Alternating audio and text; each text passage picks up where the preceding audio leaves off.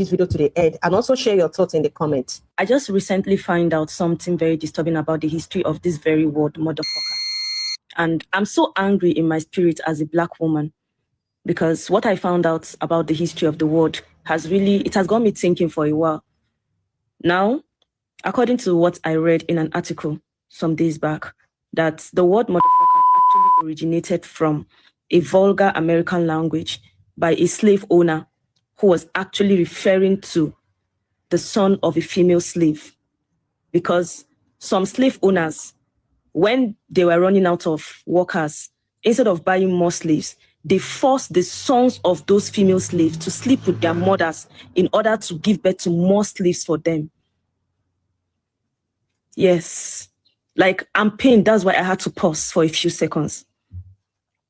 They make these slaves sleep with their mothers, give birth to children because they need more slaves to work on their stupid goddamn plantation. And you know what they do? They use it to spite and insult those men by calling them motherfucking son of a bitch. They call him a motherfucker. That means he fucks his mother. And then they call him the son of a bitch, referring to the female slave, the mother that the son fucked and had children with, as a bitch. So the motherfucker is the son that fucked his mom. The son of a bitch is the son that was given birth to from that act of incest. You know, patriarchy was created by the white supremacists, by the Europeans. They were the ones that created patriarchy. In Africa, we did not really have patriarchy. Our systems were balanced. The masculine and feminine energy were balanced. Yes, the masculine and feminine energy was actually balanced, especially in Nigeria. Patriarchy came in through religious ideologies in Nigeria. For those of you Nigerians that are not very smart, pick up your smartphone and browse the history of patriarchy in Nigeria and you will see what I'm talking about. Before patriarchy came into Nigeria, I'm using Nigeria because this is my country and I know a little bit more about my own history than other African countries, okay? Now, the reason why patriarchy came into Nigeria was because of religious ideologies. When the missionaries came here, and the colonizers followed suit. They brought in their religious and their own ideologies, their ways of life. They changed a whole lot of things here. They changed our names. They changed how we dress. They changed everything about us. They disrupted our natural habitats. And then they stole our civilization. They stole our craftsmanship. They stole our resources. They stole everything that was good about us, took it back to their place and implemented, and then left us here to die with patriarchy. Because today, in this modern era, when you go to European countries, you would see patriarchy is not so much because their women have a whole lot of rights compared to women here in Africa and other countries that were colonized by the same Europeans. They went back and they balanced their masculine and feminine energy together. But our men, especially African men, have hold on to European tradition. They call it our African culture. It's not our African culture. Here in Nigeria, where I come from, pre-colonial times, women were ruling side by side with men. Women were queens running empires. Women were warriors. They were going to war with men. Women were chiefs sitting in the council with men to deliberate on issues. Women were not secluded. Women were healers. Women were the backbone of our African medicine. Women were herbalists. Women were healers. Women communicated with the divine feminine. They communicated with the water goddesses. A whole lot of things was going on here before these motherfuckers. They are the motherfuckers. These idiots came here and established white supremacy. They are the ones that bought patriarchy. They are the ones that destroyed Mother Earth. Everybody was living well in their habitats. These idiots stood up from wherever they are, and then they started traveling to every part of the world in the name of evangelism, in the name of missionary. They came with their useless religion that only upholds male power, male energy. Their gay religion, God the Father, God the Son, God the Holy Spirit, all the prophets in the Bible, men, they brought their gay religion here. All the angels in the Bible, men, they brought gay religion here, excluding the divine feminine, suppressing the divine feminine. And that is why we have a power imbalance that is messing us up in Africa here. And our men are the ones that are still holding on tight. When you go to their countries now, their European and their Western countries, you see that they are including their women. Their women are being included in so many things. The happiest countries in the world have more of women in their parliaments. But look at us in Africa. Our men have hold on to the slave master's religion. They've hold on to the slave master's tradition, and they are now imposing it and calling it our African tradition. No, that was not our African tradition. When the colonizers came, there are so many histories of different African queens. The one in Ghana, I think her name is Asante. Sorry if I don't pronounce it. I think Nana Asante or thereabouts, that fought band for band with them when they wanted to steal their sacred stool. There are so many other female African queens. Here in Nigeria, we had Queen Amina of Zozo, we have Queen Idia. We had so many queens that were warrior queens that fought and protected their territories. We did not have patriarchy here. We ruled according to who was best fit for the role. They brought patriarchy and messed things up here. This is why women need to wake up, especially we African and Black women. I've told you guys, you need to deconstruct religion. If you don't deconstruct religion, you are upholding the same system that has been used to enslave your ancestors. All these religions were forced upon our ancestors. Our ancestors were killed. They were killed. They were enslaved. They were forced to accept all these foreign religious ideologies. Look at us today. We are the most religious continent in the world. Africans are upholding the same religion that was used to oppress them. Now, Africans are the gatekeepers, especially Christianity. They are the gatekeepers. They're even bragging about having the biggest church auditoriums in Nigeria. They are bragging about being the most religious people. They are even saying that they are the ones that are going to take the gospel back to the Europeans, that they are the ones that are now going back to Europe to go and preach the gospel. Bunch of fools. Bunch of fools. You don't understand what is going on. Religion was used to cast spell, to put people under fear and control, so that the white supremacists can rule over the world. And that is what is still going on right now.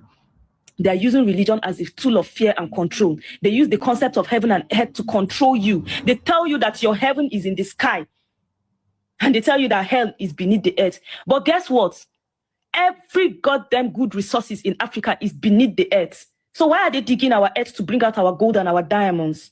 Why are they digging our earth for our oil? If hell is under, why don't they go to heaven to pack the gold and silver there? You think the colonizers would actually show you the right way?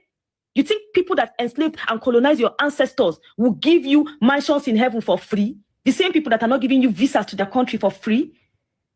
You think they would actually give you the way?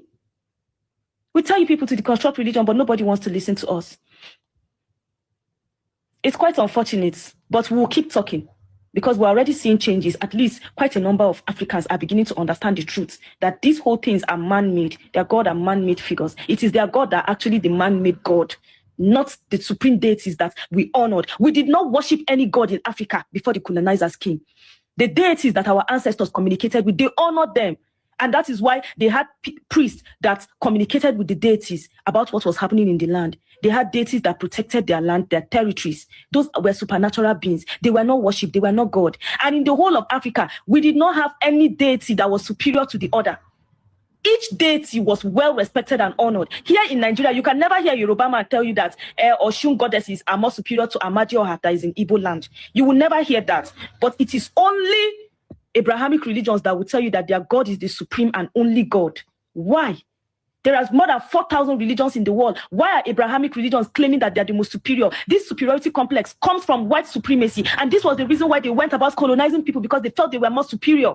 And when you even read their religious book, you see the way their God promises them people's land. Their God is a motherfucking thief. I don't want to get more angry. Let me just stop here. Please, I would like you to watch this video to the end.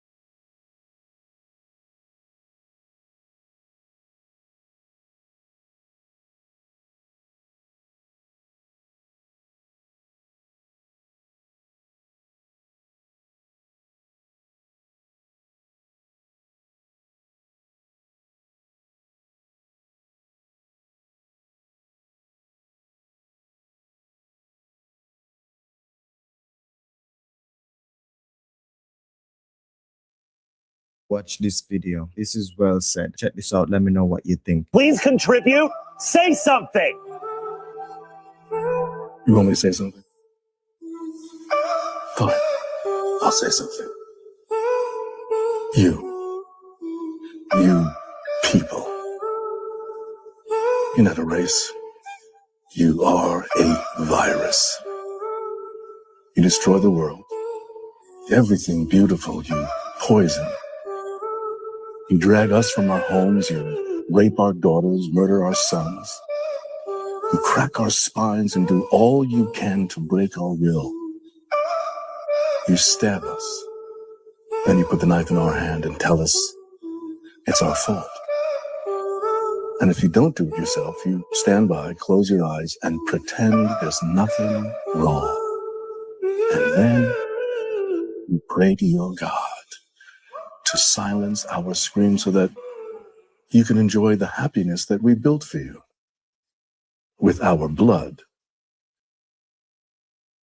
But it's not your fault. It's the only way you know how to be. And the only thing that will change anything is if another virus comes along and does to you what you do to us. And I hope that happens very soon. Everybody need to watch this video. This is well said. Check this out. Let me know what you think. Please contribute. Say something.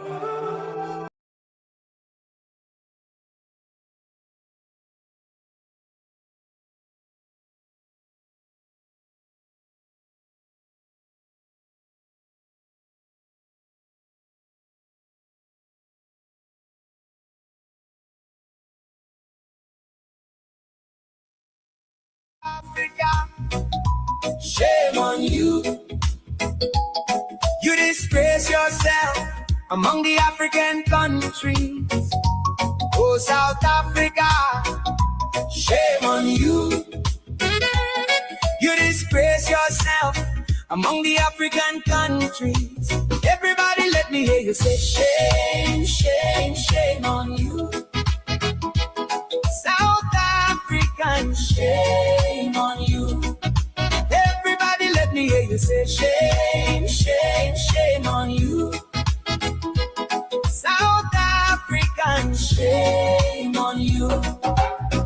Oh, South Africa, shame on you.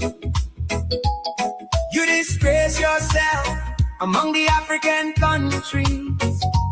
Oh, South Africa, shame on you.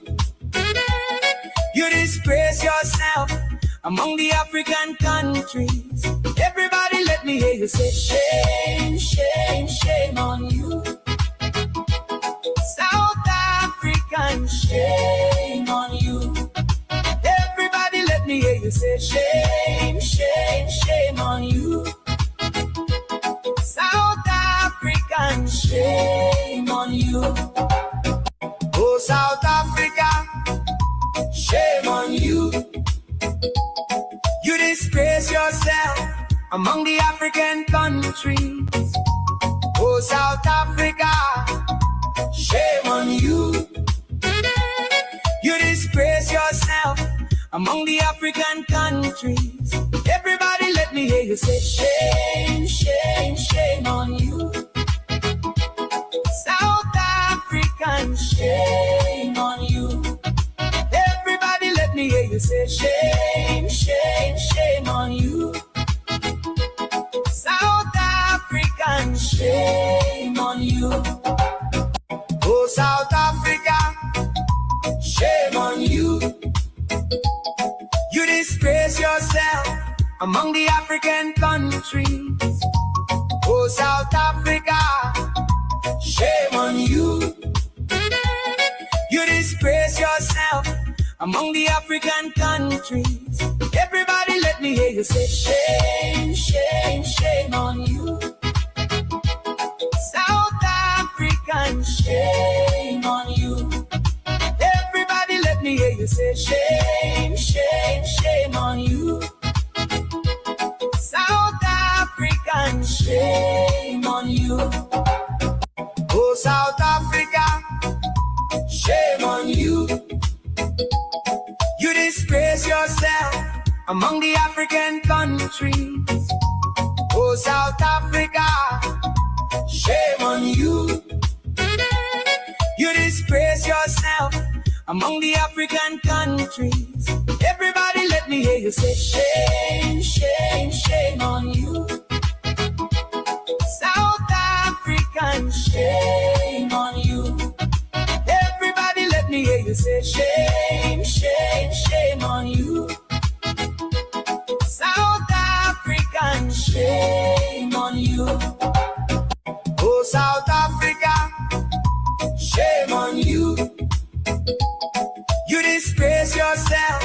among the African countries. Oh, South Africa, shame on you. You disgrace yourself among the African countries. Everybody let me hear you say shame, shame, shame on you. South African, shame on you. Everybody let me hear you say shame, shame, shame on you. South African, shame on you.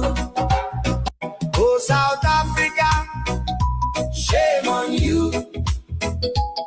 You disgrace yourself among the African countries. Oh, South Africa, shame on you.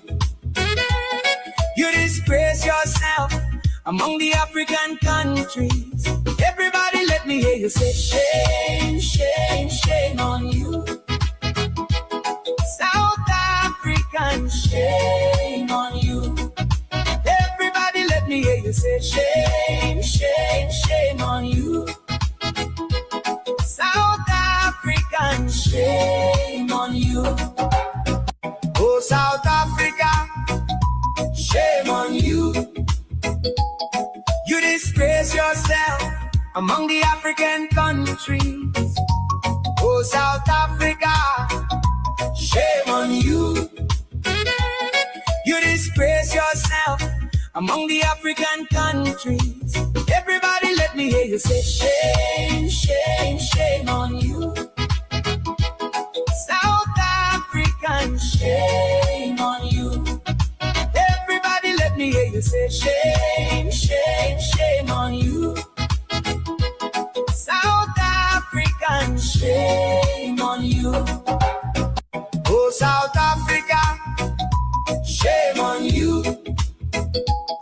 You disgrace yourself among the African countries. Oh, South Africa, shame on you. You disgrace yourself among the African countries. Everybody let me hear you say shame, shame, shame on you. South African, shame on you. Everybody let me hear you say shame, shame, shame on you. South African, shame on you. Oh, South Africa, shame on you. You disgrace yourself among the African countries. Oh, South Africa, shame on you. You disgrace yourself among the African countries. Everybody let me hear you say shame, shame, shame.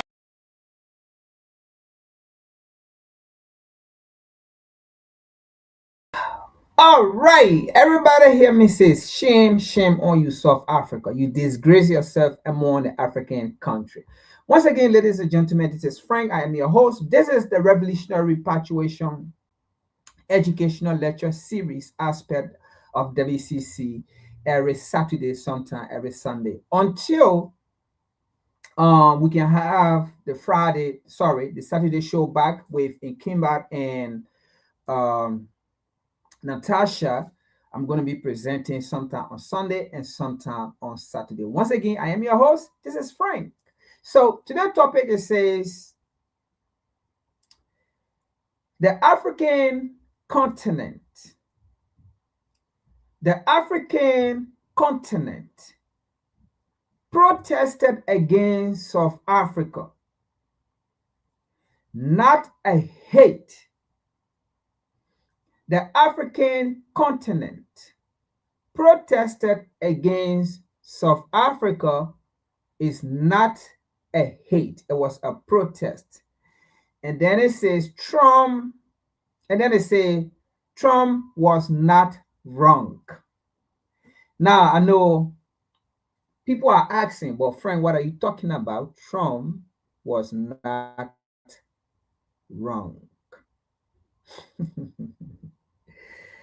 You know, this is WCC, okay? We look at things on a different perspective here on this platform. All right? We look at things differently on this platform. We like to go into the mind of people. All right? So, on this platform, we don't just react to people's actions. No. We look at why the actions and then see the rationale behind it. All right? And then see ourselves. What can Africa do? Now, I did not explain the topic. I just said Trump was not wrong, right? It's a hoax. Now, you may ask, if what are you talking about? Trump was not wrong. Okay. There's a World Cup going on, right? Currently. And there was an African referee. In quote, the best African referee from Somalia. Why is he the best? He's the best because he was chosen by FIFA after a 2025 African Cup of Nations, I believe in Morocco, right? That Senegal won, right? So he was chosen by FIFA as the best African referee of the 2025. Now, he was chosen by FIFA again to come and ref the 2026 World Cup that is taking place in North America. All right. So North America, that includes the United States, that includes Canada, and that includes Mexico. So it is not just the United States of America that is hosting the World Cup. It's actually North America hosting the World Cup. It's not just the US. All right. So the United States include North America as well. Now, oh my God. Now, I'm not saying I support the fact that Trump, or not Trump, the administration of Trump, or not the administration of Trump, the immigration, all right, of the United States. Now, people making it seem that, oh, Trump. Yeah, Trump is the president. I agree. But it is the immigration system that detain the Somalian referee, is, so to speak, the Africans referee. Detain him and send him back and never allow him. Now, I said Trump was not wrong, right? And I will give you the reason. Like I said, this platform, it is a platform that we make people to think critically. All right? We give you, we put you in a mood for you to think critically. Now, am I saying I support the idea that he was sent back? No. But on this platform, we have said it time with our numbers that the Western world will always take their decision. They will always make their decision. They will always do what is best to them, what is in their interest. And we cannot stop it. We will never stop it. And we have said it here. Whenever these people make decisions, when do you see him all right? When do you see him all right when these people make decisions? When you don't see him all right. You don't see the media outrage. You don't see people talking for Africans. When these people make that decision, you don't see him all right. You don't see UN. You don't see all these organizations. You don't see it. You don't see it. But when Africans do something for their benefit, when they think this is not right, that's the time you see him all right. That's the time you see UN making statement. That's the time you see other world media, so-called world media, coming out writing, articles and this and that and that and that and that and that and that. And then you will see some stupid and dumb Africans buying those reports, bashing their own government, bashing their own continent, and bashing their own nation. But the decision that happened that they sent African back, do you see the media talking about it? Yes, there might be other, individual podcaster, of Westerners, that brought the attention, talk about it and think. But where is the outrage? Anyway, we're going to come to that. That's why I said Trump was not wrong, right? Why?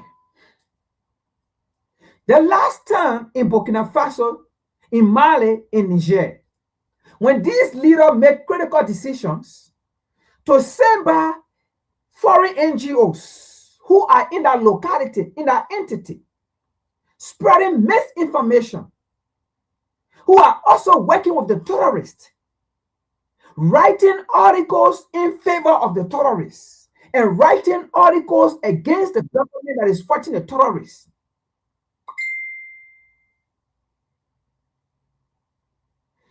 You guys listen to this. When the leader in our region decided that no, we can have the NGOs that are working with the terrorists. In fact, the NGOs giving report, even the United Nations gave reports against the government of Ibrahim Traoré. They went and made a report, not even interviewing the government that is fighting the terrorists, not getting the government side. And when Ibrahim Traoré made the decision, when this leader made a decision to take away these United Nations workers and things, and then even some Africans start getting angry. Oh, it is against humanity. It is against United Nations chapter 3. They start quoting all the chapters of the United Nations. They started quoting all the chapters of the United Nations. All the chapters, I don't even know those chapters, those numbers, those articles. They start quoting everything. They see Africans quoting everything. But did you see any Western media quoting any United Nations chapters about the Somalia referendum, about the African referendum that was sent back home? Did you see any United Nations chapter being quoted? You see, everybody's silent. Nobody talk about it, right? And then they say it was immigration. Did you see that? It was about immigration. It was about protecting. No, I'm not saying, that's why I said they were not wrong. Because they fear, right? They have to protect America. And if you see that there's a threat here that you have, why can't they protect America? Why can't America be protected? They fear they need that immigration have to go in. Look, man, look, Africans, we have to learn from these people. What they are doing, we have to learn. We have to stop bashing our government who are actually doing the right thing, like what Mali, Niger, and Burkina Faso are doing. We were the same Africans. When these leaders started banning NGOs that was working with the T group, giving information to the T group, giving updates to the T groups, we were the same Africans that came out bashing those governments. Oh, they are working against human rights. Oh, they are. Why are they banning media, reporters and things? We the same Africans bash those governments. Had it been that, for example, this World Cup was taking place on the African continent, or had it been that, for example, this World Cup was taking place in Mali, Niger, and Burkina Faso, the three countries was hosting a World Cup,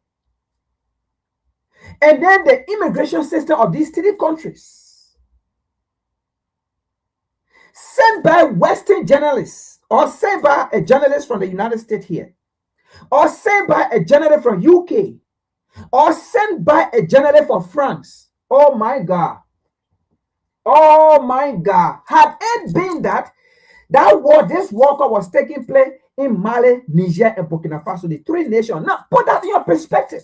That's why I said Trump was not wrong. Because these people will always make decisions what is in their best interest, whether we like it or not. Whether we come here, we say, oh, Trump was wrong, or the immigration system of America, why did they do that? Why did they do that? They will still come back here and do it again the next day. So at the end of the day, if we know these people will continue to humiliate Africans, why, when we do the same thing, especially This referee, this African referee, was not coming with anything illegal whatsoever. He have all his necessary document. He was not coming to stay. He was just coming to ref again. And after the World Cup, he be gone back. But he was denied. So why, if Africans do the same thing, then it's wrong? And that's what Malcolm X said. Why, when a white man do it, is right? Why, when a white man do it, is right? When a white man feel that they need to do it to protect themselves, is right. But when the black men do it, the same thing the white man just did, when the black men do it, why is wrong? Malcolm X told, you see, look, and that's the reason why African, we are always put in the predicament we always in. Because we fail to listen to our own people who came before us. We want to listen to other deity that does not look like us, deity that never protected us. They were never for us before they died. They were for their people that look like them before they died. Those are the people we like to mention their name, we like to call their name. But our own people, our own deity that lived before us, that left the benchmark, that left wars for us to learn and listen to, right? We don't listen to them. Malcolm X said it. Why anything the white man do is right, but when the black man do that same particular thing, it become wrong and it become talked about.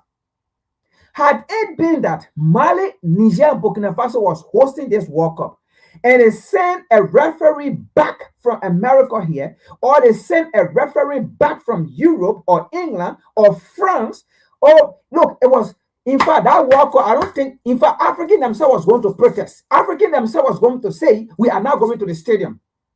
African was going to write article. In fact, every media was going to talk about it, that why Mali, Niger, Burkina Faso stopped a referee from America. That's a sport. That's not politics. In fact, that's what Africans themselves was going to be saying. It's a sport. It's not politics. Why Mali brought politics? Why Niger brought politics into football? Why Burkina Faso brought politics into football? That, in fact, it's Africans who are going to be saying all these things. Football is not politics. Sport is not politics. Sport is about unity. They were going to be saying it. But now it have been the other side. So is football still a unity? Is sports still unity? Are you guys understanding what's going on here? My point here is, right, these people put themselves first. Why can't we put ourselves first? Why, when some of our leaders put ourselves first, we will be the one to come and bash those people and talk about humanity? Now, this particular World Cup has exposed everything. There is no humanity. Even though we've been saying it here, there is no globalism. There is no global village. And there's no humanity. Well, is humanity, we are all one. No, it won't become we are all one if Africans people, if black people decide to distance themselves and say, you know what, enough is enough. Then that's the time you will see a lot of people coming, oh no, why Africans want to separate themselves? What? Because they know the power that comes with African uniting and separating themselves from the rest of they know the power that in it. And that's the time people will come with humanity. That's the time they will sponsor some of these same Africans to come and talk about, no, we can't do this. The war is a global village. We have to unite. We are all one. But when they're doing it against African, they don't talk about global village. They don't talk about one. They don't talk about we are in a bipolar war. They don't talk about it. They never. So, do you really think I'm going to come and sit down here and say, the American immigration system was wrong by sending that guy back? You think I'm going to come and sit down here and say it?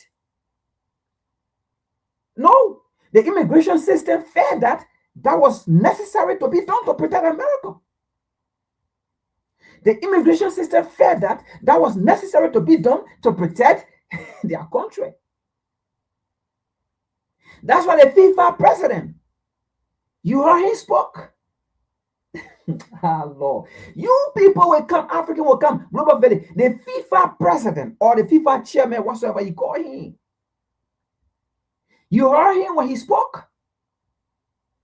He said we don't have control over a country immigration. Have it been that this particular worker was taking place again? I repeat again, man, say in Africa, right, in Mali, Niger, Burkina Faso, and they make that stand to send a French journalist back, that FIFA president was never going to say we don't have information or authority over a country immigration system. They were not going to say it.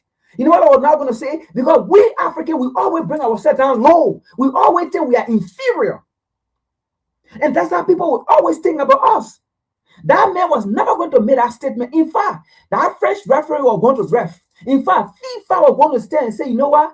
Football, we have to take football out of politics. They were going to make that statement and say, football is not, we have to take out, football is not politics or it's not political. This man, this French general was coming to ref.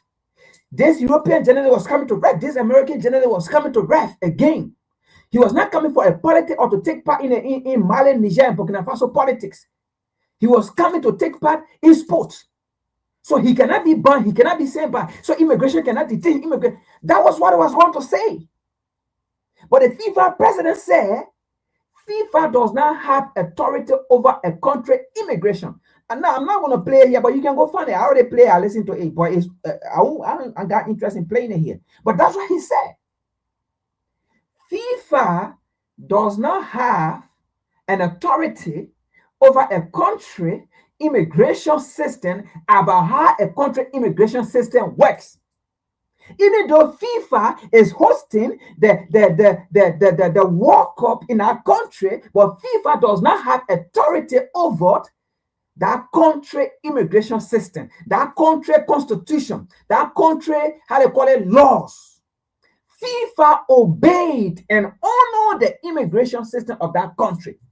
Listen, African, you people listen to this, because they say tomorrow, Africa may be hosting the World Cup tomorrow, just like the way South Africa hosted it. Who knows? And something like that may come out. Remember these things.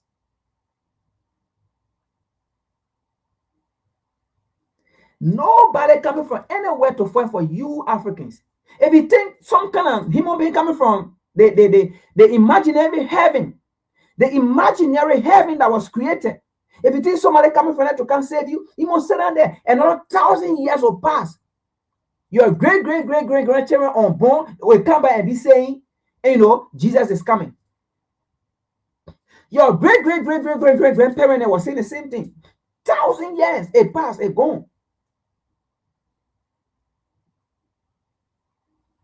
So sit down there and think some kind of Messiah coming from the Vatican, from Rome to come save you. Sit down there and think some kind of a Muhammad coming from or how they call it, play Mecca. He will rise from the stone. The stone they go bear down to. He will leave that stone and come save you in Africa. Sit down there. Sit down there. Every continent, every nation, they have their God they believe in. And the Muslim people go there. They in America, where they go bear down to the rocks. Muslim people bear down to the rocks. That's why they go to Mecca, they bear down to the rocks. Christianity people, that's why they created that fake Israel in 1948. They go bear down to the wall. But then you Africans people, they said, no, when you bear down to your own mountain, is bad. Don't bear down to mountain. But when you look at the other gods, they worship objects. The Buddhists, they worship objects. Go to your research. The Buddha worship object. The Christianity worship object. A Muslim worship objects. All these things. But then when it comes to you African, they say, no, don't worship your own objects.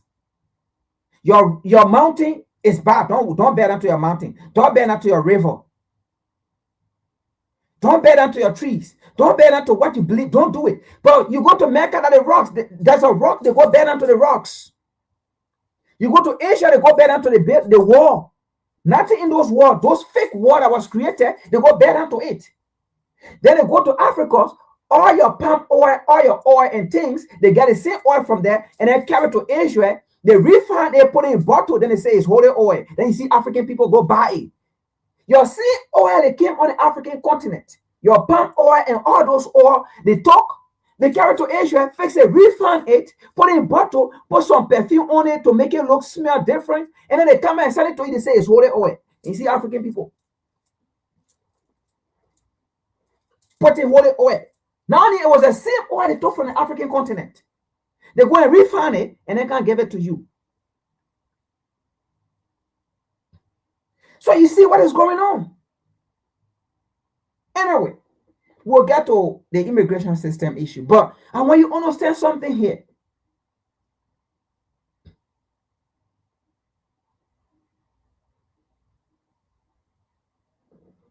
Let's go ahead. Now, let's get to South Africa. So my statement here is, because I have watched, right? I have watched other podcasts, and people don't understand what is going on here. And people try to misinterpret Africans worldwide about their stand against South Africa. You know, I have watched other podcasts, other reporters, right?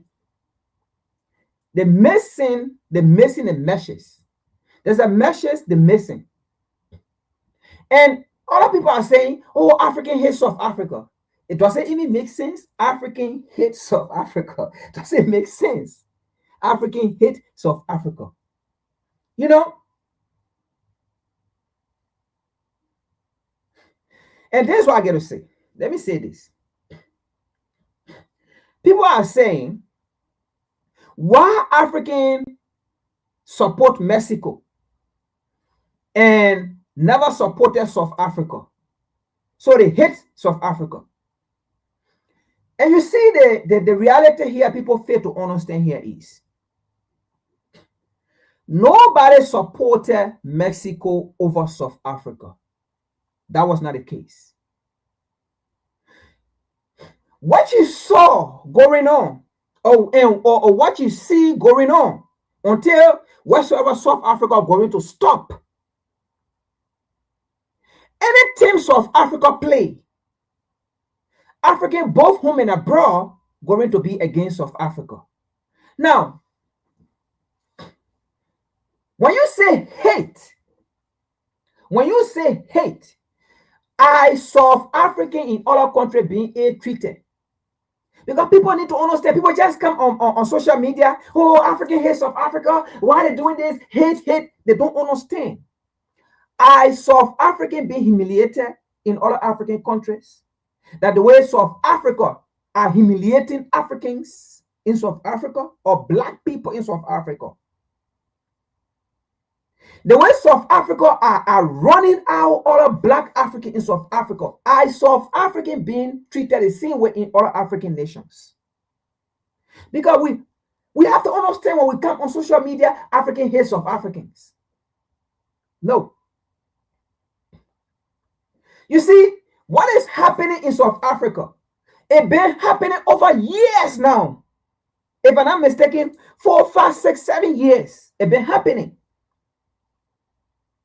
What is xenophobia thing? South African been treating black people, only black people from other nations. South African have been treating other Africans from other nations in South Africa. South African have been killing other Africans in South Africa. South African have been treating other Africans in South Africa. South African have been looting African businesses in South Africa. It never started yesterday. You know, it's the same thing that happened October 7, when the Palestinians reacted on Israel.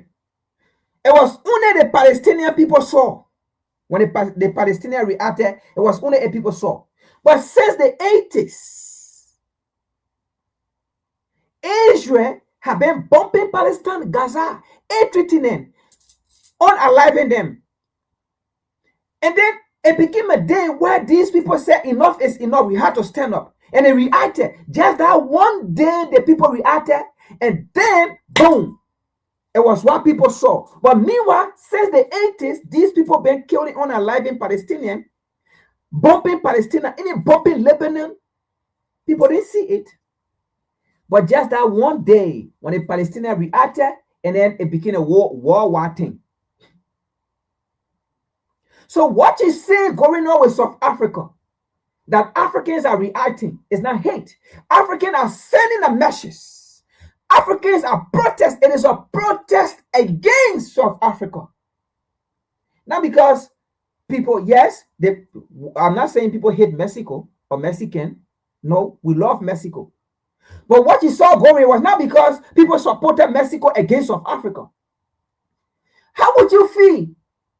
Somebody beat your man, beat out your pa. You see, that's the reason why today, right? Even those that committed atrocity against black people or against African people, they are saying they don't care. People are castrated, enslaved African are saying it was not crime against humanity. And Africans are still there worshiping these people. That's the same thing. So it was a message that was sent to the world for the world to know. And you see, people didn't know all that things of Africa been doing over the years.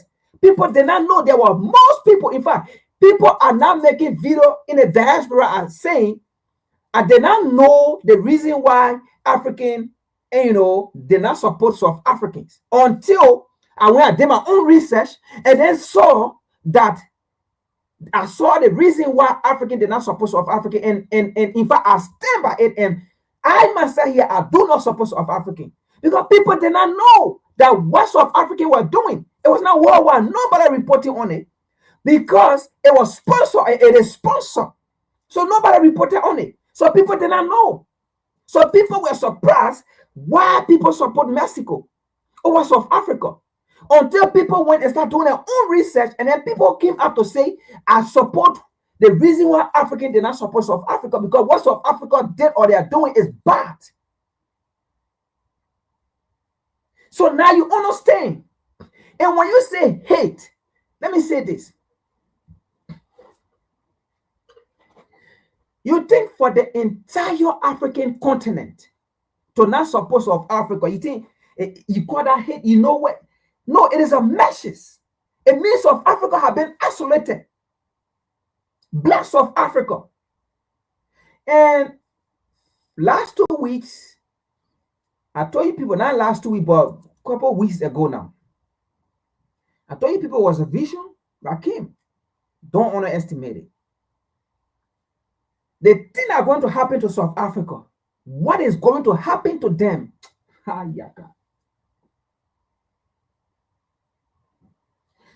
Black South African will cry in tears, and those tears will turn to blood. You know, South Africa, you haven't cried yet. You haven't seen nothing yet. You think what you saw in the World Cup, the entire African continent, you think it is a coincidence? If you know what we know or what we see, you better make it right with your black brother and sister that you have hurt.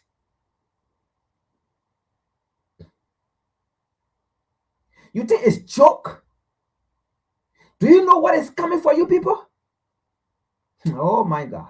You don't understand what is coming. Black South Africa. What you see in the World Cup, that's what you're going to see. Africa is not going to come. You know, the same way in the Bible it says, God got angry with his chosen people after his people sinned against him, after his people disobeyed him, after his people did not listen to him. He cursed them, right? And he told them, you will go into captivity. You will go into slavery to America. You will go into slavery to Portugal. You will go into slavery to France. You will go into slavery to Europe. And you will be on a plantation in America. You will be on a plantation in Europe. The European will put you into slavery. God did that, right? Did God hate his people? No. God was sending a message. Even with all that, God still said, you are my chosen people. Even with all that, God still said, you are the blessed. I bless you. And that's why the African continent is rich.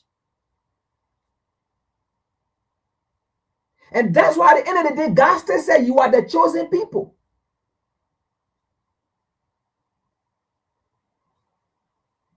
So it was not a hate, right? So you so-called Christian read these things.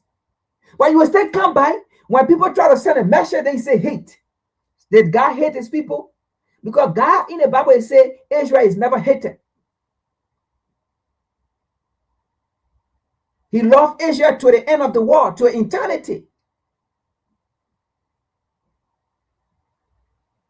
So for the entire African continent, not to rally around South Africa was not hate, it was a protest. It was a message that they were sending to South Africa that the calamity that is coming before you, that is going to be for you, we are not going to be there. You'll be on your own. And the truth is, it's coming. South African, black South African will cry with tears, with blood. The thing is a joke, what is coming. This war call was a message that you are on your own. This war call was a message, not a hate. It was a protest. It was a message to South Africa, to black South Africans.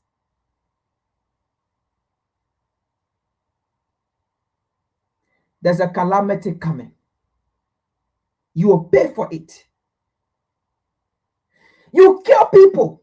You looted people home. You make people homeless. And then make a frame that is they are illegal immigrants. So every how to call it black people in South Africa that came from different nations, they are all illegal immigrants.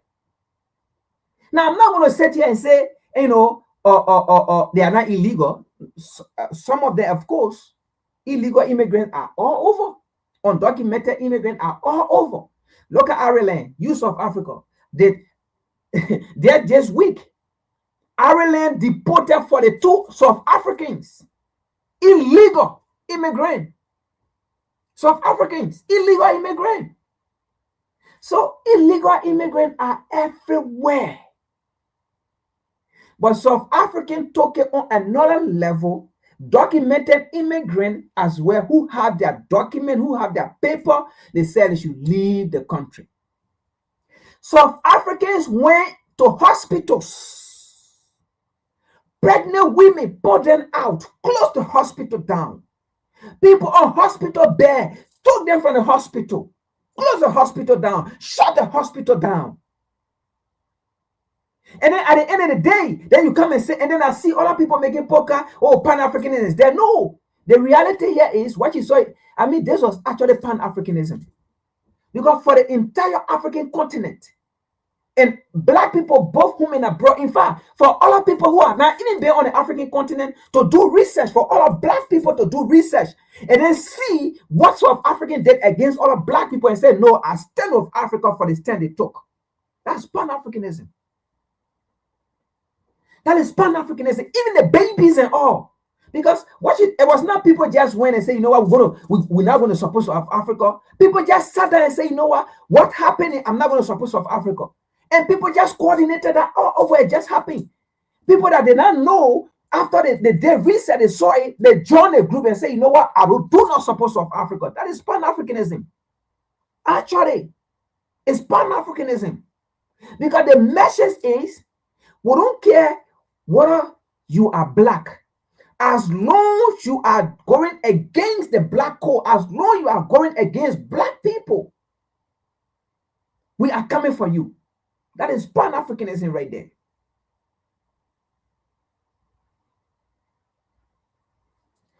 So let's see something here.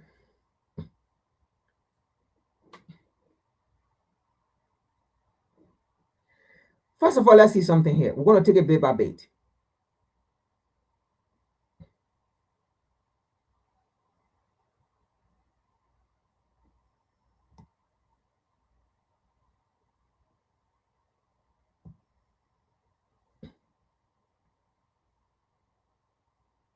Now,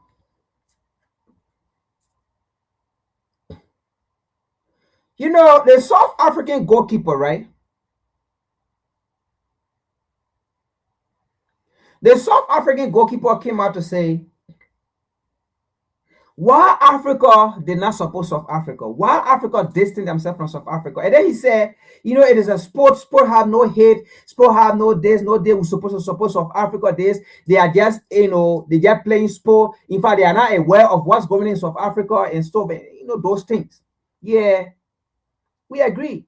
You can say that. But you are aware of what's going on in South Africa. This is social media. We live in a digital world. Now, anything that happens, you see it. Right? Now, this was a court order. This was a court order for anti-immigrant to leave black people. A court order. All right? But they never listened. They never listened. So for people to say, oh, people hate South Africa, there's no. It was a protest, and it is still a protest going on. Nobody hate South Africa. Nobody hate another Africans. It is a protest. It is a message to South Africa, to black South Africa.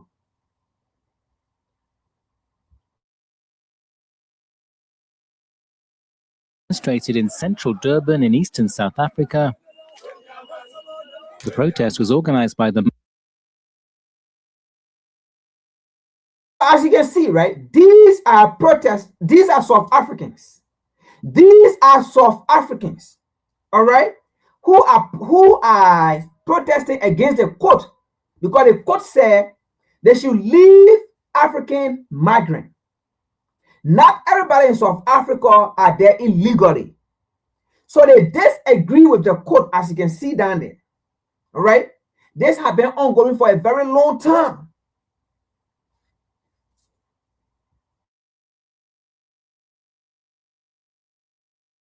March movement, which is angry about illegal immigration. They want undocumented migrants to be deported and stricter border controls. The march was joined by demonstrators belonging to the nationalist anti-immigration organization Operation Dudula. We are here to demand that the police must do their job. It can't be okay as South African that in our city seems to be ruled by undocumented foreign nationals. We want to demand.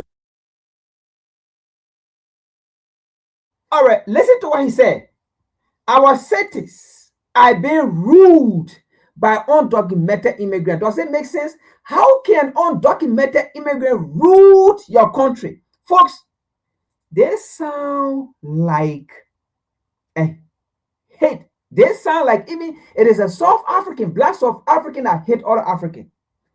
Does this make sense for an illegal immigrant to rule the state of America?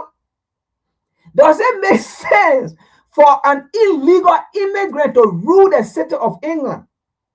Does it make sense for an illegal immigrant to rule the city of France? Does it make sense for an illegal immigrant to rule Belgium or China? Does it make sense for an illegal immigrant to rule Australia?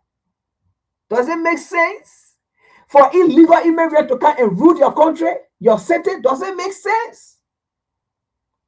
Basically, what he's trying to say here is, but he's not saying it, and we're going to correct the narrative. He's trying to say there are migrants, yes, that are coming from other African nations that are going to South Africa, who are successful, who have businesses in South Africa, and the South Africans does not have businesses there. That's what he's trying to say. But you have to be smart, and you have to have that critical thinking to understand. Because it is actually successful black migrants who are running the street, who have businesses running the city. Because he said, why should illegal migrant come and run our city? So those migrants have businesses in Johannesburg, in the area of South Africa. Those migrants have the businesses in the city. And they are angry, they are mad. And this actually is sponsors. They have sponsored. This is actually sponsored because it is a conflict that they want to spark on the African continent. And South Africans, so sorry to say this, majority of them, the people that are doing that, they are stupid and dumb. They accept the money, get on the street, so that what they are doing, other Africans will do the same thing in other part of Africa. And then before you look, the African unity perish. You know, it is very easy to put African against each other. It's very easy. It's a plan going on. It is a plan, and that is why other African nations should not buy into it. Yes, you can go after South African businesses, but the common South African living in those countries, leave them. Because this is a plan against African unity, coordinated plan. And it is only Africans who are going to make the colonizer succeed, and it is Africans who are also going to make the colonizer not to succeed. Yes, like how Ghana is doing it. Go after South African mining company and do not renew the mining lesson. 2027, South African mining company, gold mining companies of in Ghana is the lesson they're going to end in 2027. The agreement going to end in 2027, and now the citizens are riding up and asking their God. And you see how the Ghanaians are doing it? Very legit. The Ghanaians are not going to South Africa to pull South Africa in Ghana and say, hey, leave our country. Hey, you are undocumented. They are not going burning down South African shop in Ghana. They are not going destroying South African shop and looting South African shop in Ghana. No. We are all Africans. And that's how things are supposed to be done. What the Ghanaians are doing in Ghana is they are going to their government. They are going to their representative, to their senator, to their officials, and letting them know that when the South Africans, in fact, look, Ghanaians are intelligent people, whether you like it or not. I will give it to them. They went to their officials and told them, they are not telling them, oh, the South African mining company should leave right now. No. Because their contracts are still there until 2027. The petition they presented to the government was, or is, by 2027, do not renew the contract. Had it been South Africa, they will be running behind people. What are you having? Because that's what they're doing. Africans in South Africa have a legit proven document, but they are still running them out.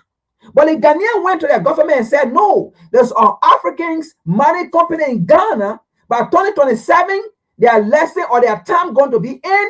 Do not renew it. Now, if you renew it, we're going to take action against the government. They are not going against poor South Africans who are managing their life. They are not looting them, their shop. They are not running them out of their businesses. They are not running them from their homes. That the way South Africa is doing it.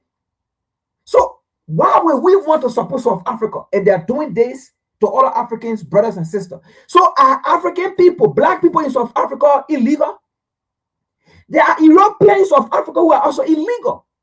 White people in South Africa just telling their people to come because they've been there for so long, they've been there for some time. They're telling their relatives to come, they're telling all their friends to come, and they are dead. Why are you not going against these people? Why are you not going after these people?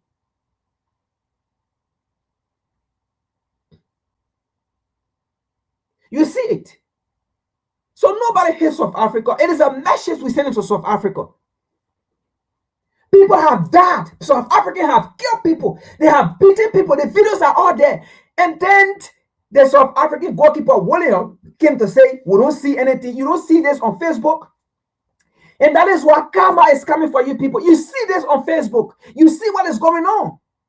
You're supposed to use this term to even send message to your South African people and say, listen, we are all one. Now we understand why Africa did not support us because of what is going on in South Africa. You're supposed to be telling your people, look, listen, you guys come down, we are all one. But you came, oh, we don't know what South Africa did not support us. We are all this, we are all that. And you pay blank ear. You think we get time for your cry that you did on Facebook? You think we have time for that?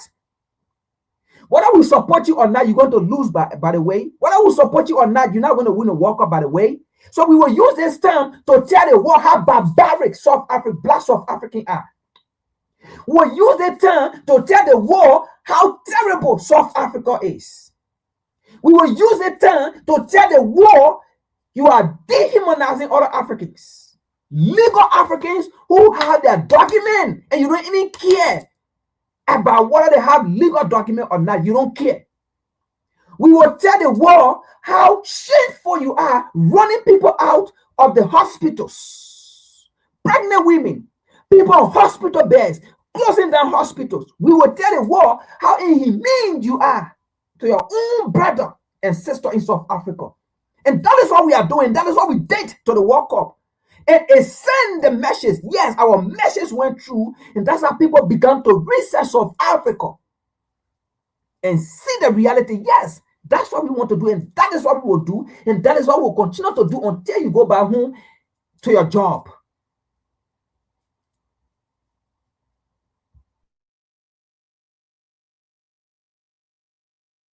The police to make sure that they clean this building, because this area now is dirty because it's full of people who are not supposed to be here.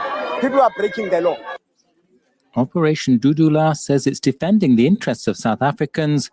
The organization in its campaign has, among other things, carried out ID checks to block foreign nationals seeking access to health and education services. A high court in Johannesburg on Tuesday ruled that that was illegal and ordered the organization to stop harassing foreign nationals. The South African Human Rights Commission welcomed the decision, saying, "The Commission hopes this judgment will put a stop to the continual intimidation and harassment of non-nationals and undocumented persons by Operation Dudula and other related groups." The organization says it will appeal the court ruling. A political party, it aims to run in South Africa's local government elections next year. Nobody talks about how to start chair Tai Chi when your belly sticks out like this. Your chest is heavy like this.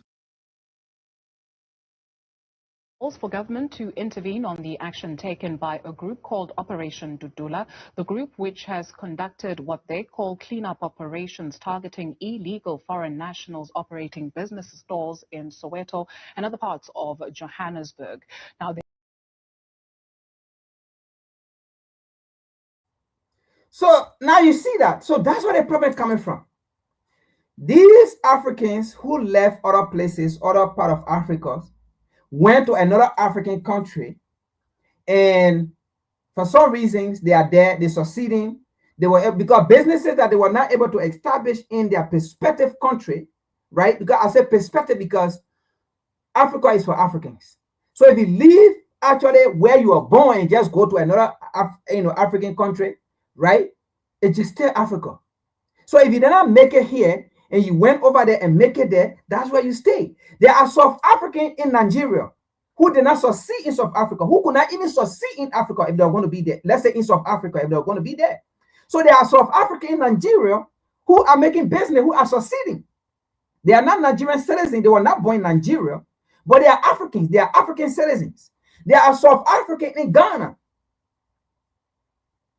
who are not Ghanaian because they were never born in Ghana. They were born in South Africa, but they are Africans in Ghana. And they were never going to succeed in South Africa, but they went to Ghana, they died in succeeding. Because they did not make it over there, they went to the other place, they make it. And they are there. There are South Africans in other part of Africa, even in Senegal, even in Mali, Niger, Burkina Faso. It is Africa, it is the African continent, so we migrated in there all over. Even before colonial time came and gave us boulos, that's how we migrated from place to place within the continent.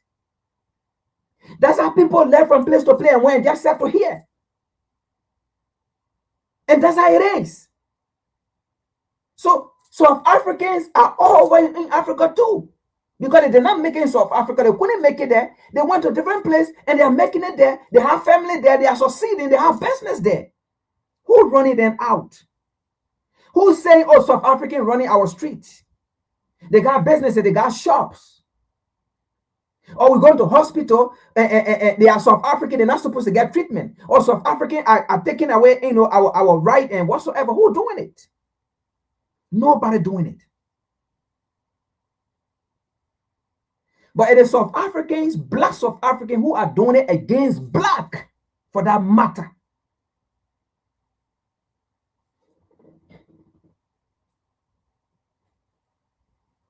So who will do this? And then at the end, then we come back, we can't support you. Why would you do this kind of thing? Then we come by and then can't support you. You know, let me say this. That kind of a colonial mindset is not in us again. People do you wrong, and then you still go worship them. People dehumanize you, you go worship them. Oh, you know, when it comes to this, we all come together and unite. Where is the African unity in South Africa? If that's the case now, why South Africa not supporting black people if they truly believe in African unity? If they truly believe in African, if they truly believe that, you know what, Africa, we are one, why are they going in hospitals? Why are they closing people's shop? Why are they looting people? Why are they sending people who even had documents to prove that they're supposed to live there? Why are they sending it away? You people are not seeing that. But when people take action to protest against them, they say people hate South Africa. Nobody hate them. They hate themselves. We are sending messages.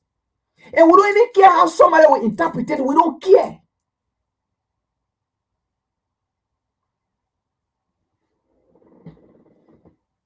So we will not mind that and then go in other African countries and then tell South Africans start looting our businesses and then harassing them, looting their homes, sending them. That's not going to happen.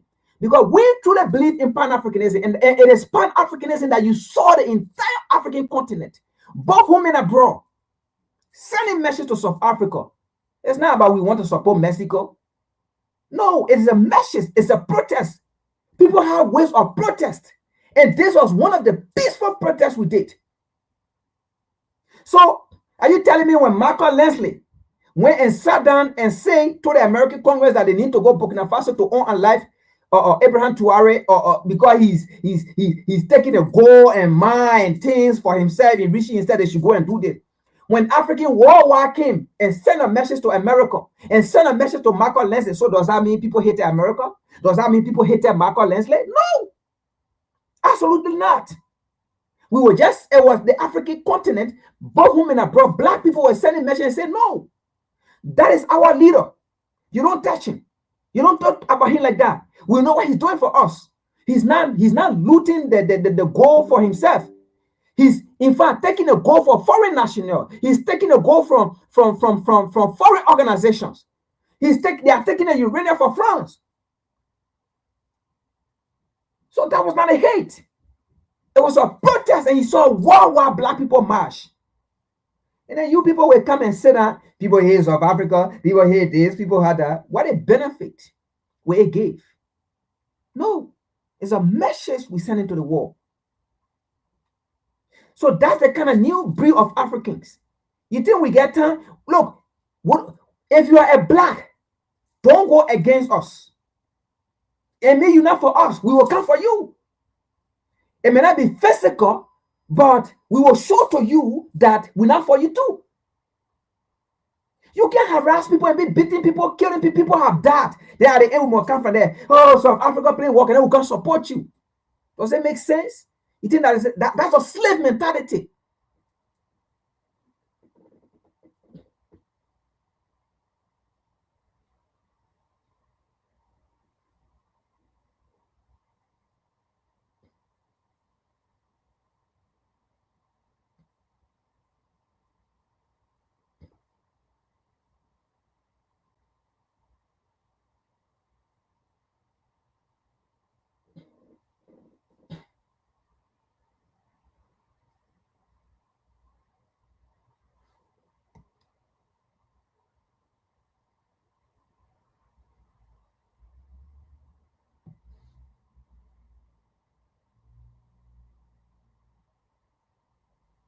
To put South Africans first, because the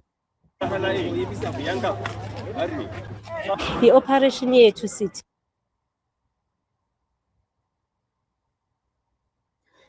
Now listen to this again, right? And now South Africans saying, as I'm going to paraphrase it, what they are doing in South Africa is to put South Africa first. Now, listen to that statement again. Listen to that statement. All right. So you see, it's not talking about immigrant. It's a post South African first. So you see here, this is actually playing a sponsors. This is a sponsors things. What we are doing here is to put South Africa first. So that means if Africans leave from other African nations and go to South Africa and they establish themselves, right? They create business and then they settle and stuff. It does not mean the government did it for them. So you see, if that's how, this is a complete slave mentality. If the slave have fought or they're scared to fight the slave master, or the slave does not have solution, what the slave do? The slave then go and fight its own, how they call it, and fight its own brothers and sisters who are also oppressed. Because you feel that that's how it's like you want to exercise power, right? But you're afraid to exercise your power on the slave master. You're afraid, right, to see, do I even have power? Because if I have power, why should I be in this condition? So in order to test your power, right, you then go to your own brothers and sisters who are also oppressed along with you. Then that's how you test your power, to see whether you get power. But you cannot go test on the slave master because you're scared. Because you're thinking, I don't have power. If I go, the slave master may deceive, how they call it, or defeat me, or I may not win. So what you then do, you do it against your brothers and sisters. Because if you fight your brothers and sisters who are also oppressed, the slave master is not going to come and tell you, say, oh, why are you oppressing your brothers and sisters for? In fact, the slave master is going to sit and watch and laugh. Because you are destroying each other. That is what's going on in South Africa, because she is saying, our aim here is South Africa should be treated first. South Africa, who's supposed to treat you first? It's the government, not me. I can't come in your country and create business for myself and the business is booming. I'm not going to take care of you. Yes, I may hire a few people, but I'm not going to put you on welfare. I'm not going to put you on, or how to call it, Medicare. I'm not going to do that. It is the government who is responsible. So listen to what she said in this video here. Totally different from what they are doing. It is not about illegal migrant. It's not even about migrant in our country. There's a sponsor thing. There's a jealousy as well.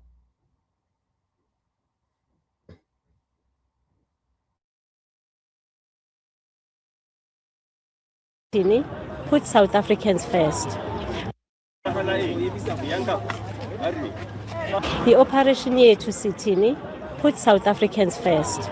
Because inkinga isinayo, i-influx yama-foreigners is too much, and i-medication iyashorta, and ama-South Africans kumele ajike ngokuthini i-medication ishodile ekubeni kune-foreigner eliphambili elithole i-medication. Uma ngizojikisa owase-South Africa ngithi akayephi, because i-foreigner lisenendawo la lingabuyela khona. So lowa la ekhaya uma ngizomjikisa ngithi akayephi because ukubo la. Ngithatha amaphilisi lapha from 2010 xa uthatha amaphilisi. So angizange hlala lento enje. So namhlanje manzi pya lapha sithola ukuthi ona ukuthi asavumelekile ukuthi singene and sixoxa idudula. Idudula yesingene esixoshayo. Angeke ngize ngisho ukuthi ngamanesi ngoba kangena ngaphakathi ukuthi amanesi ngasho ukuthi angixoshile. Basivalela egate ukuthi singangeni. So, for example, right, what's happening here? I will just paraphrase it. She is saying since 2010. So this is been going on why, right? Now, you see, look, folks, this is deep. For example, the hospital, because she said something that, oh, when we come, they can say we are not allowed. So that's a South African woman talking, right? So this is what happened, for example. As a foreign national, you're in South Africa. You have the money, right? When you establish your business is booming. Maybe you're ill or you're sick or something happened, right? And you go to the hospital, you have the money, you pay the money, and you treat yourself, you get treated. Then on the other hand, South African went in there, they don't have the money, and they tell them to leave. That's what happened here. So you see where the problem coming from as well. Do you see where the problem coming from? So now, these South Africans, instead of them blaming their government, that's what she said, the whole dudu-dollar or whatsoever is about putting South Africa first. So foreigners supposed to put you first. Any foreigner leave the country, does that mean your government going to put you first? Just because you went to a hospital and you saw a foreign national, why will a foreign national go to the hospital In fact, let me put it this way. Why would another black African, I don't even want to say foreign national, because when I say foreign national, it's like other people from Europe are also part. But that is not in this case. Why will a black Africans from another country in South Africa go to the hospital, don't have money? Now let's put it this way: illegal immigrant. Let's just put it this way, because there are whole things about illegal immigrant, because we're going to put this thing to rest. Why will an illegal immigrant don't have document, don't have money, go to the hospital in South Africa, be treated? Then a South African, born South African with South African identity, with South African ID card, voting ID card, go to the hospital, and then they tell that South African go out, and they not treat that South African. Are you guys listening? Because that is what they're making it. That's what they're saying here. An illegal immigrant without document, without citizenship, without voting ID card, nothing, went to the hospital, got treated, but a South Africans with South African identity, voting card, everything, went to the hospital, and they said, get out. And they didn't treat that South African. They're not treating South African, but they're treating illegal immigrant. Is that happening in South Africa? Do you even believe that? Illegal migrant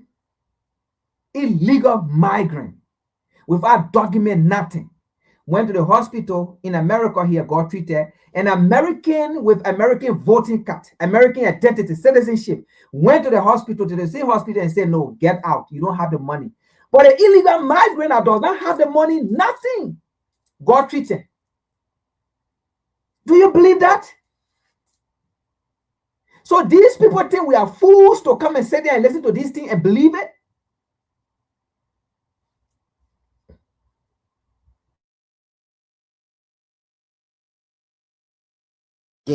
Right, bathi bafuna ama-passport, bafuna ama-ID.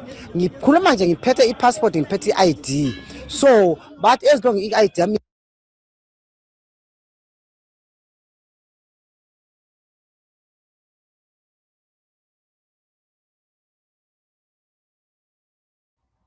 So as you can see on the screen, right, it says, I won't, like what I'm just going to read here. I won't say it is a nurse denying us access we have not gotten inside the healthcare system. So you see, basically, right, see here, you see here, she is saying these are South Africans who are being denied. But she's saying, right, she's not going to say it is a nurse because they are not in the hospital. But the truth here is she is saying they're not even allowing them to enter the hospital. They are outside. They are not allowing them to enter the hospital. So now, if so listen to this. They are not allowing them to enter the hospital. So she cannot say it is a nurse. So then you're not in a hospital. How can you assume that illegal migrants are being treated in a hospital? How can you say illegal migrants are being treated inside the hospital when you are not even in a hospital? Your own government, your own people are denying you from entering even in the fence. You are outside the fence. So then, how does it play? So are you telling me you've been standing out here, illegal migrants who are not South Africans, who did not get identity, and they allow that illegal migrant to enter the fence and get treated? Because she is saying, I won't say it is the nurse denying us access. We have not gotten inside the healthcare system. So then, who is denying you access? Is it because of illegal migrant, or it is because of migrant from other African nations that they are denying you from entering the fence? Things are not adding up, folks. Do you understand that? There's a video I'm playing.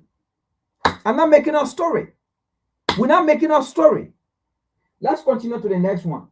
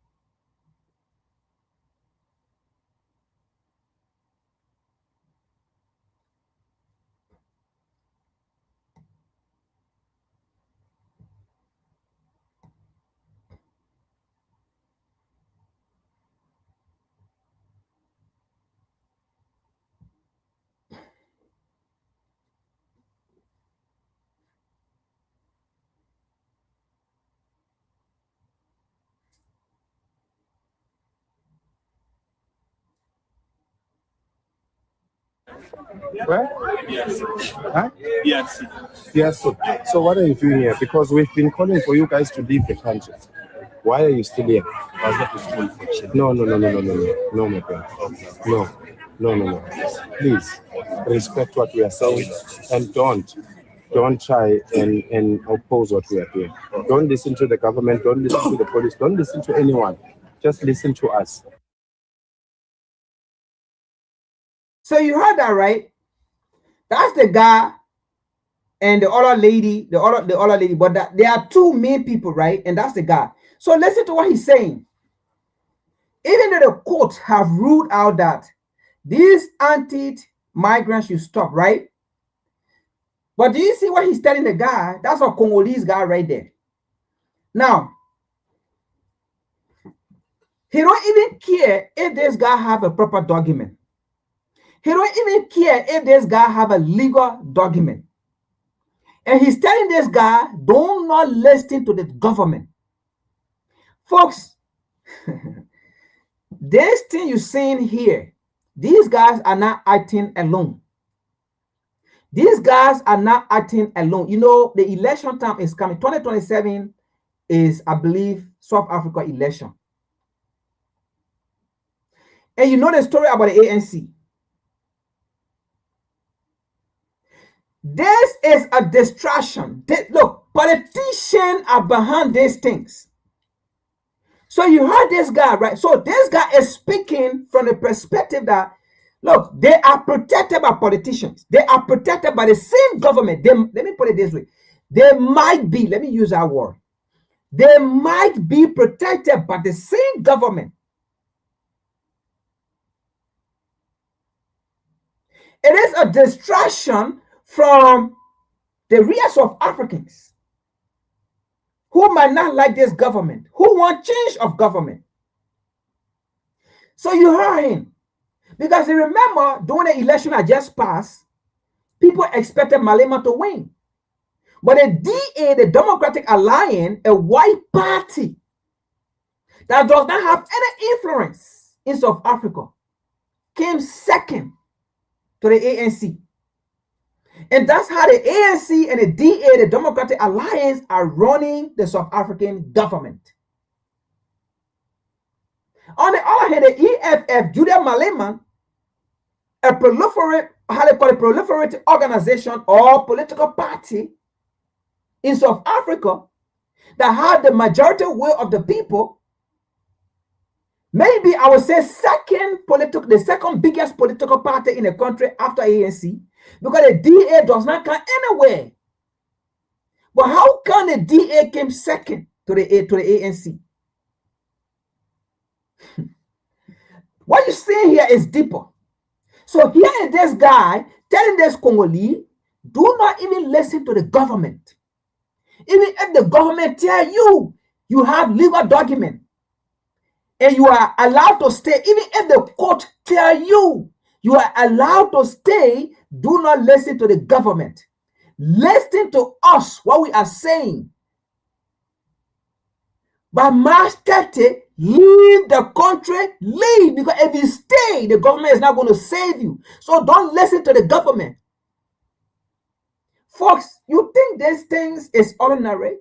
It's deeper. These people are acting on order. That's what I want to believe. Let me use that English.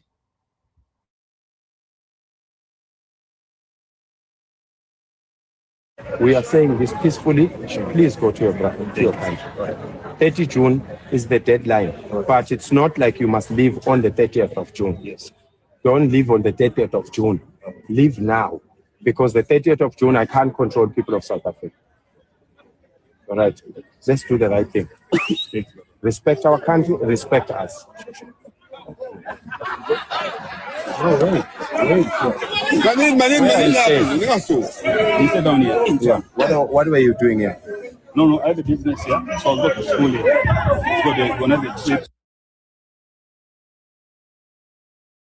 So now you see this guy, right? From our perspective, he may not even be illegal.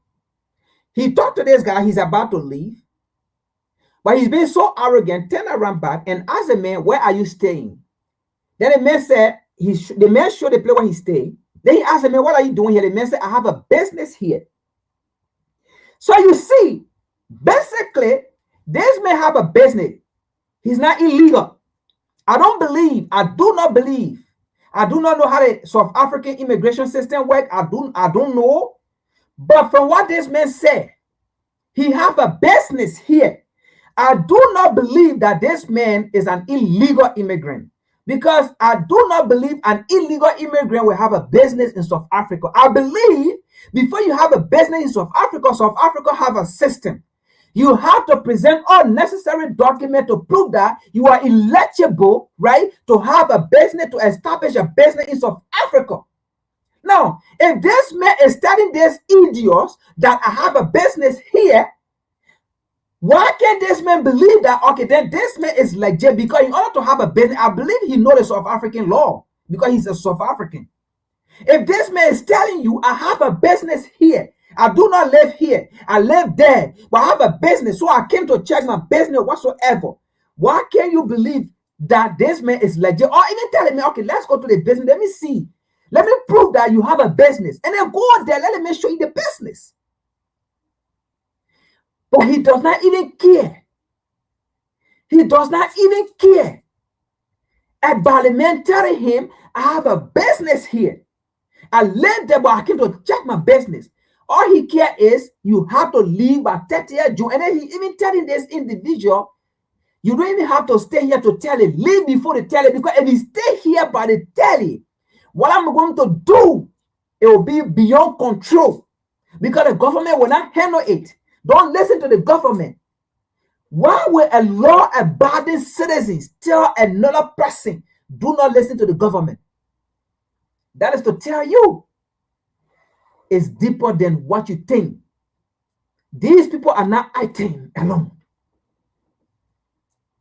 And I will show you that by another video with another government official, the way she spoke. These people are not acting alone. This is being sponsored from the higher.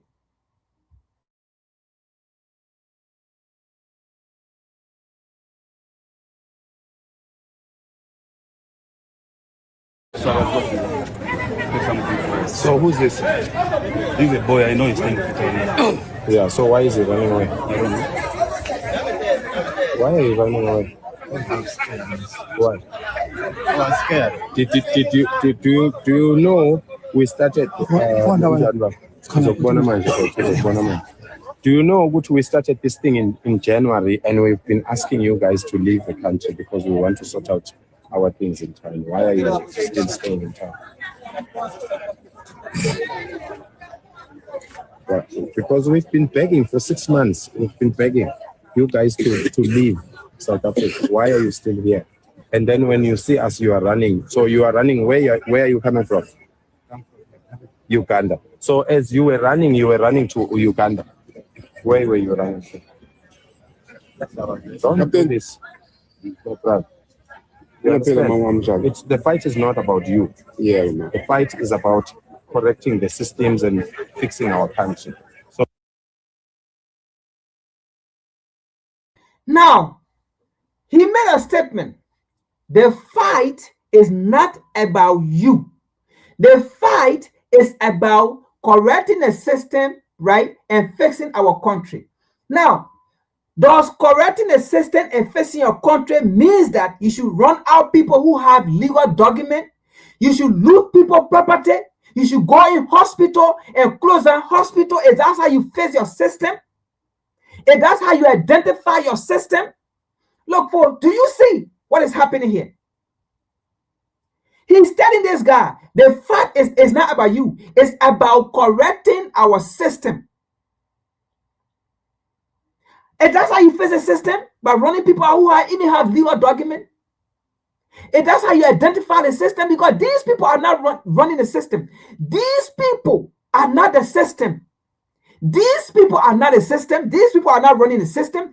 The people who are the system are the people who are the apartheid government, who still run the country. The people who are the system are the people who are the 9% in the country, but control 90% of the land. The people who are the system are the people who run the economy. Look, oh my God. You see why people protest against South Africa? This man on the street intimidating and harassing all of black people. And then people come and say, oh, people hate South Africa. You think we will see this kind of thing and support South Africa? It is a protest against South Africa. It is a message. These black folks are not the system.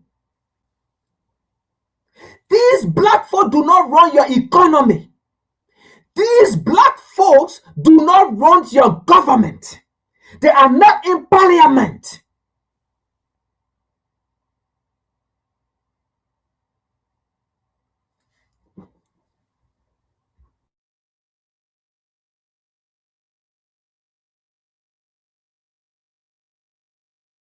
So we don't want to have a problem with you. Just please go. Yes, ma'am. Yes. And what are you doing in town? Just cooking food. Phones. Cooking food. No, you can't leave your country to come and cook food here. It's not. So you see, he asked this man, what are you doing here? And the individual respond, I cook food, because he's there as a maid, right? Houseboy. He's there to work. He's there to cook. But this idiot is telling the man, you cannot leave your country to come to South Africa to come and cook. And you see the thing about it? This man might even be working for a South African. He might even be cooking for a South African. So are you telling me by facing your country is by letting this man who cook, it is somebody who cook, is this man controlling your economy? So if this man a cook for somebody to earn a living, if this man leave your country, is that how you're going to identify the problem to face your country? But this man leaving because he cook. That's all this man does, because this man is telling him, I cook. He's asking him, what do you do here? The man is telling him, I do cook. So he's a house boy. He's a house maid that cook, clean dishes, clean the house for somebody, for a South African. And he's telling this man, no, you're not supposed to be doing that in South Africa. So if that's how you identify your problem to face your problem, so are you going to be the one to go and be the house boy to this South African, to that job that he's doing? Are you going to be the house boy? Are you going to be the one to cook? Folks, do you see what is going on here? On the street, harassing and intimidating people.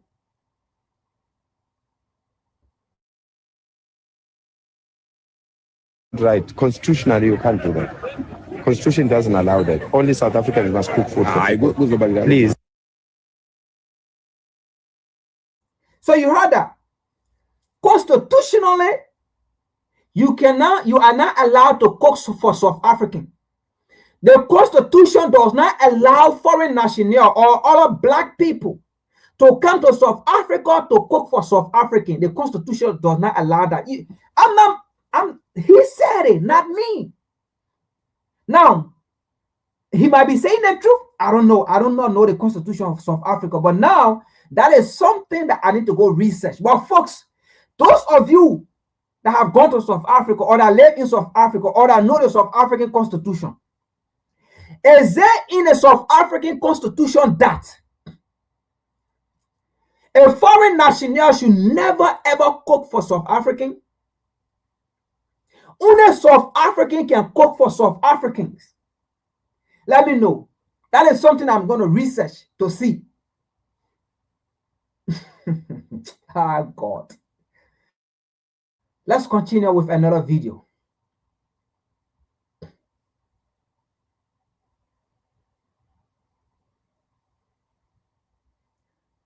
Now, let's see a video here from a sister of mine, right? The way she put it together. Because of time, I'm not going to play all the video I want to play. I'll have to skip some. But let's see something here.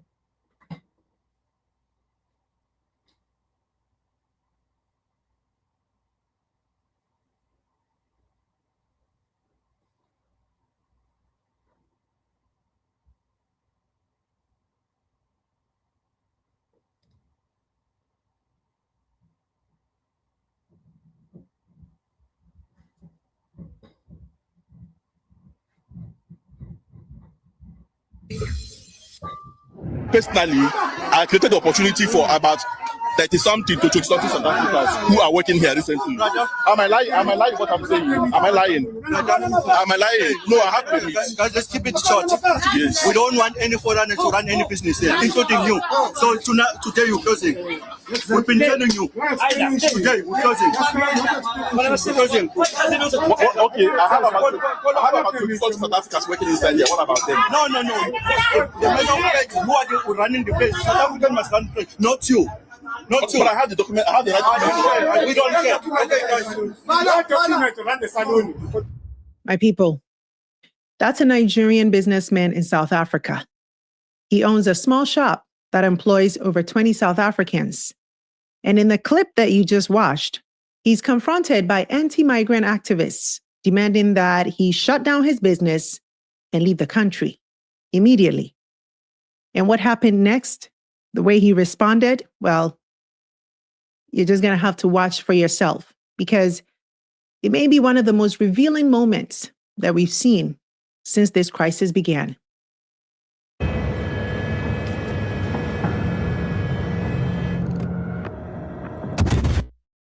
While he resists initially, he ends up saying something remarkably simple. Okay, I'll go. But then he asked one question. What happens to the 20-something South Africans that I employ who work here? What happens to them? And just like that, the conversation changed.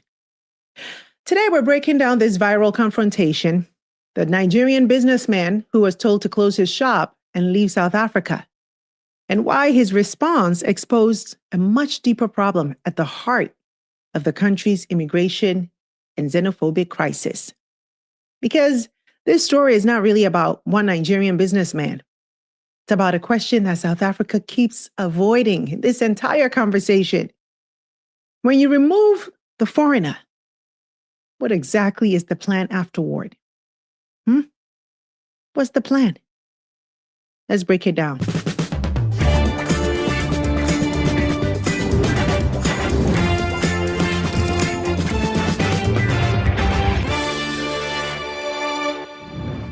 Hello and welcome to The Breakdown, where we center Africa and the Black world in today's global affairs. I'm your host, Sandra Bebu-Boateng. If you're new to our channel, a big welcome to you. Before you go, be sure to subscribe and then hit the notification bell for alerts so you never miss a new show. And I'd love to invite you to the family. Join our channel member. Bigger questions. Let's first understand exactly what happened. The businessman at the center of this viral video is a Nigerian national who has been operating a shop in South Africa for years now, a hair salon and beauty supply shop. Now, according to his own account, he has been paying taxes, maintaining legal documentation, and running the business for more than a decade. He also claims that the shop employs more than 20 South Africans and provides income for dozens of local families. And then a group of anti-migrant activists arrives, and their message is very simple. They don't care how long he's been there. They don't care how many people he employs. They don't care whether he pays taxes or not. In their view, no foreigner should be operating a business in South Africa, period. And listen, my people, before we dismiss that position, let's acknowledge where some of the frustration is coming from, right? South Africa has one of the highest unemployment rates in the world, over 30%. Millions of people are struggling. Many communities feel abandoned. Many young people feel locked out of economic opportunities. And when people are hurting, the natural thing for them to do is to start looking for someone to blame, right? We all do it sometimes. For some South Africans, foreign-born businesses have become that target. So when these anti-migrant activists arrive, they're not presenting this as a legal argument. They're presenting it as an economic one. Their position is straightforward, that South Africa belongs to South Africans. South African businesses should be owned by South Africans, and foreigners should leave. But then something interesting happens. The businessman doesn't respond in the way that many people expected. He doesn't refuse. He doesn't become confrontational. Instead, he becomes surprisingly pragmatic. Yeah. And that is where this conversation takes an unexpected turn.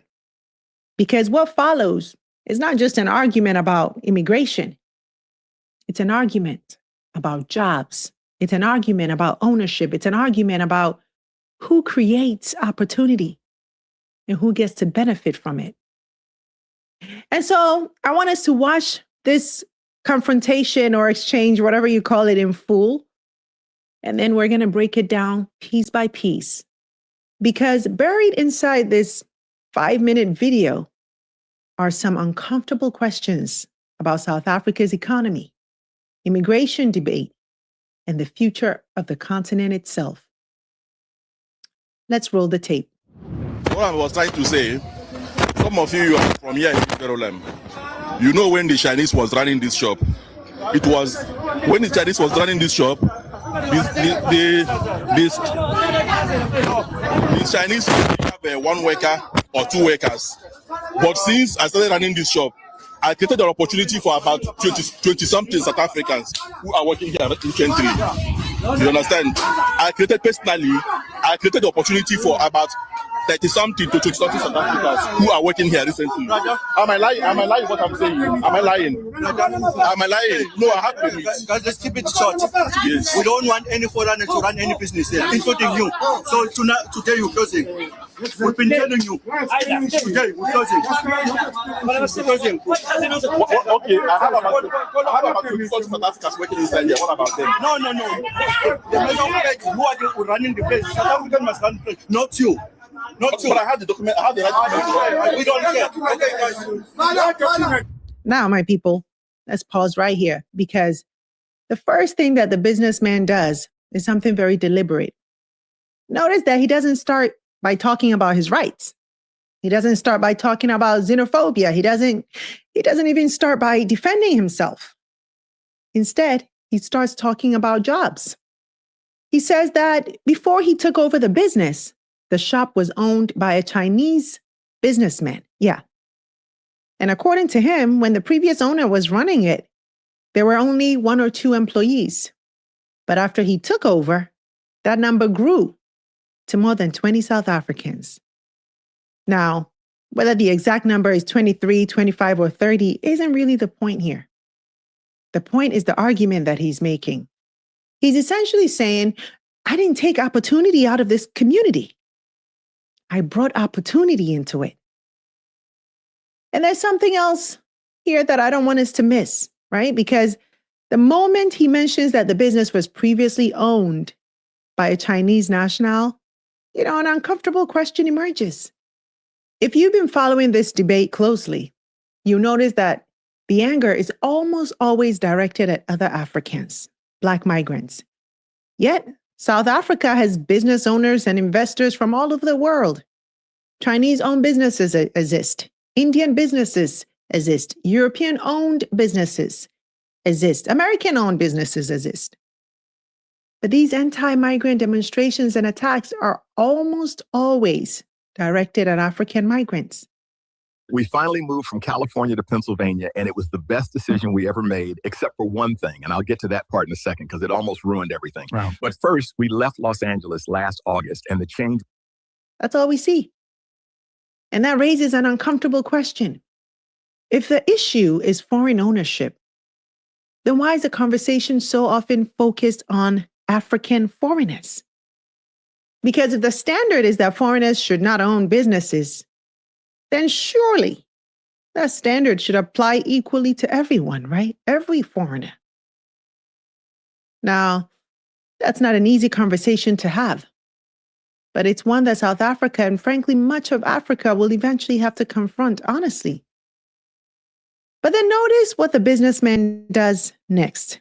He shifts the conversation away from nationality and toward contribution.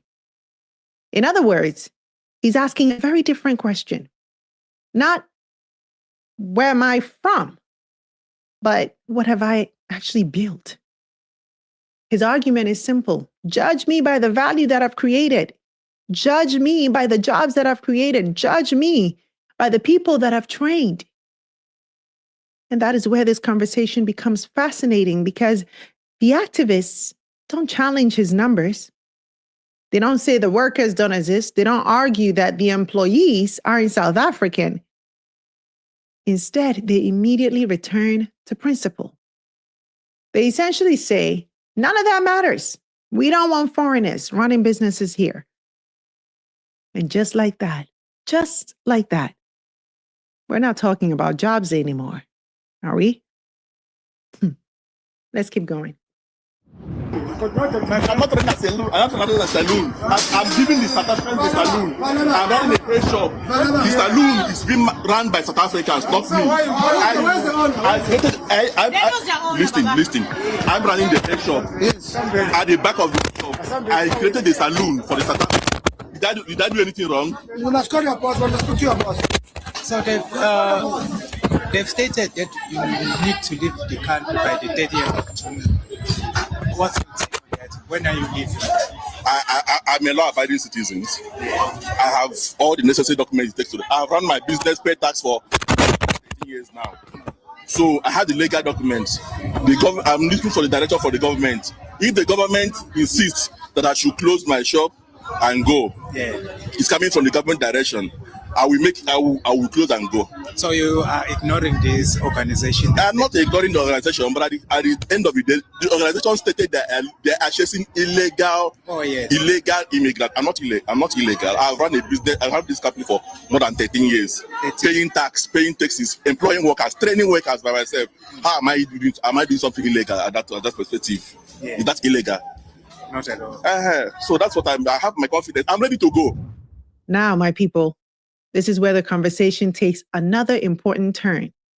Because up until now, we've been talking about jobs. We've been talking about ownership. We've been talking about who creates opportunity.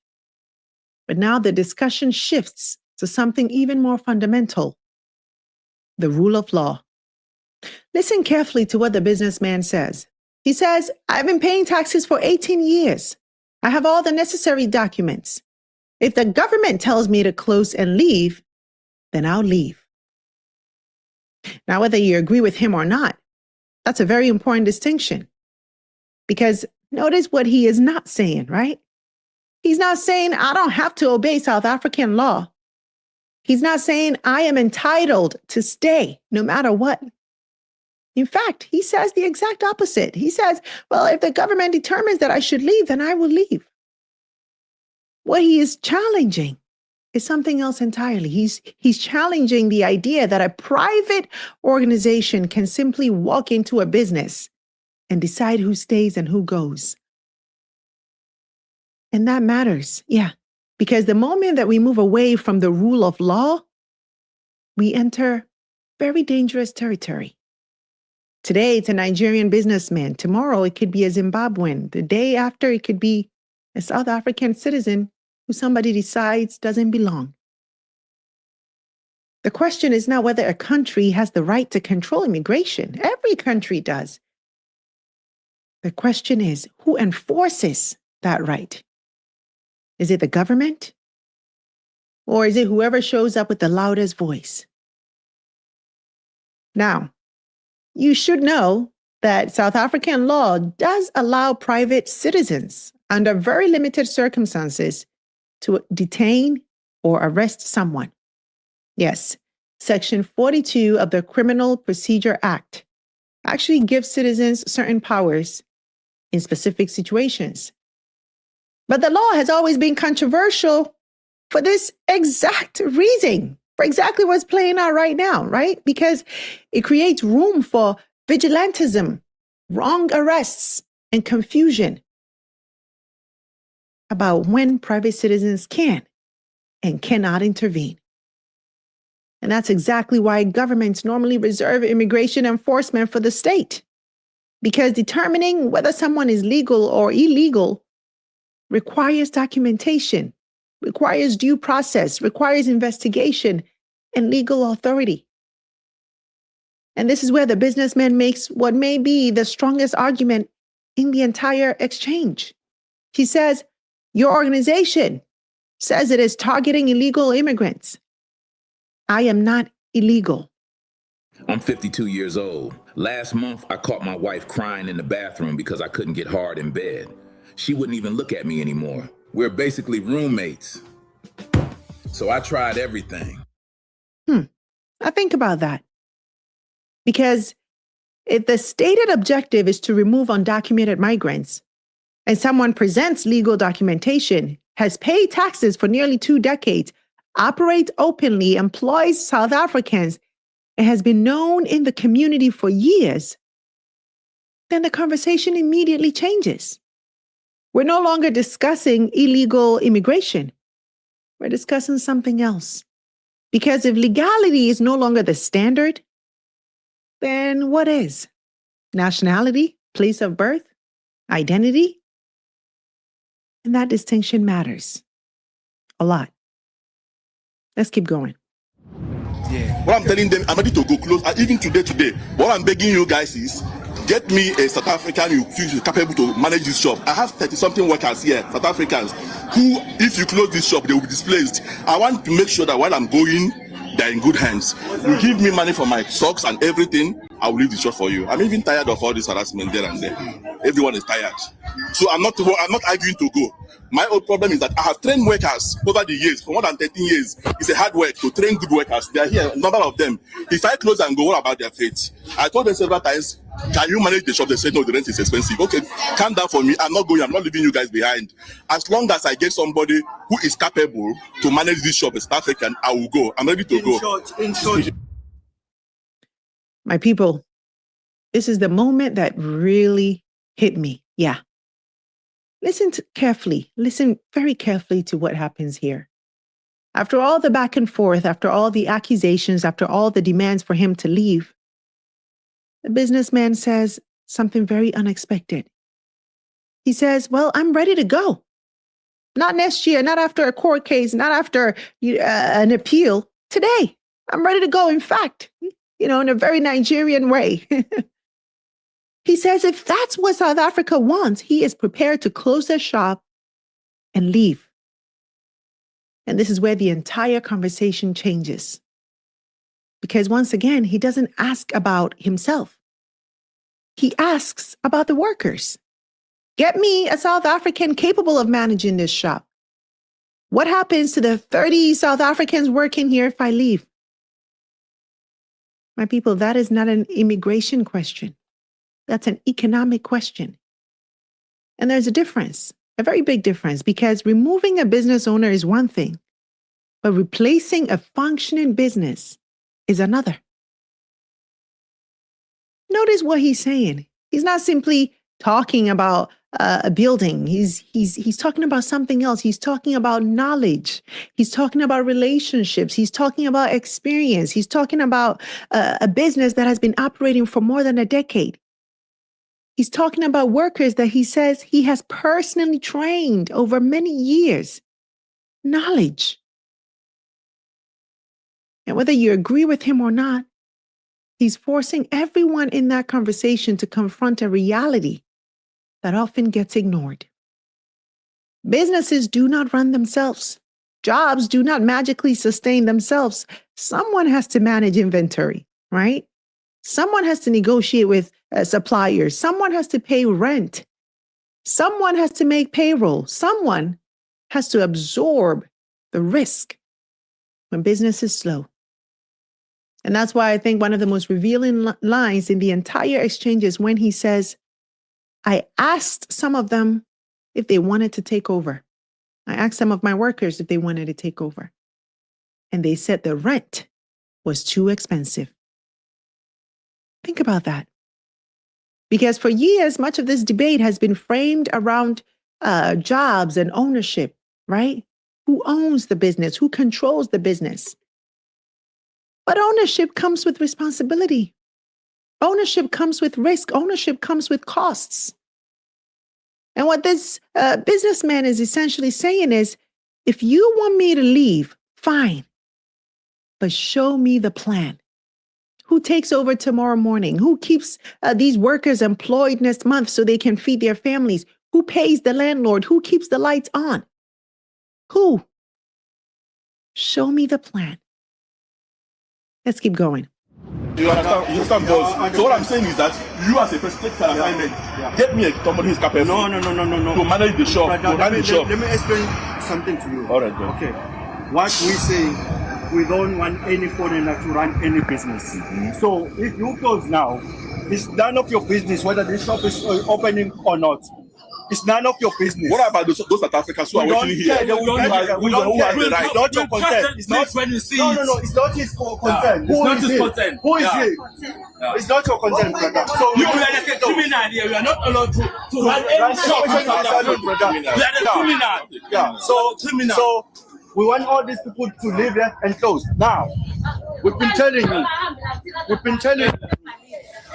We finally moved from California to Pennsylvania, and it was the best decision we ever made, except for one thing. And I'll get to that part in a second because it almost ruined everything. Wow. But first, we left Los Angeles last August, and the change was immediate.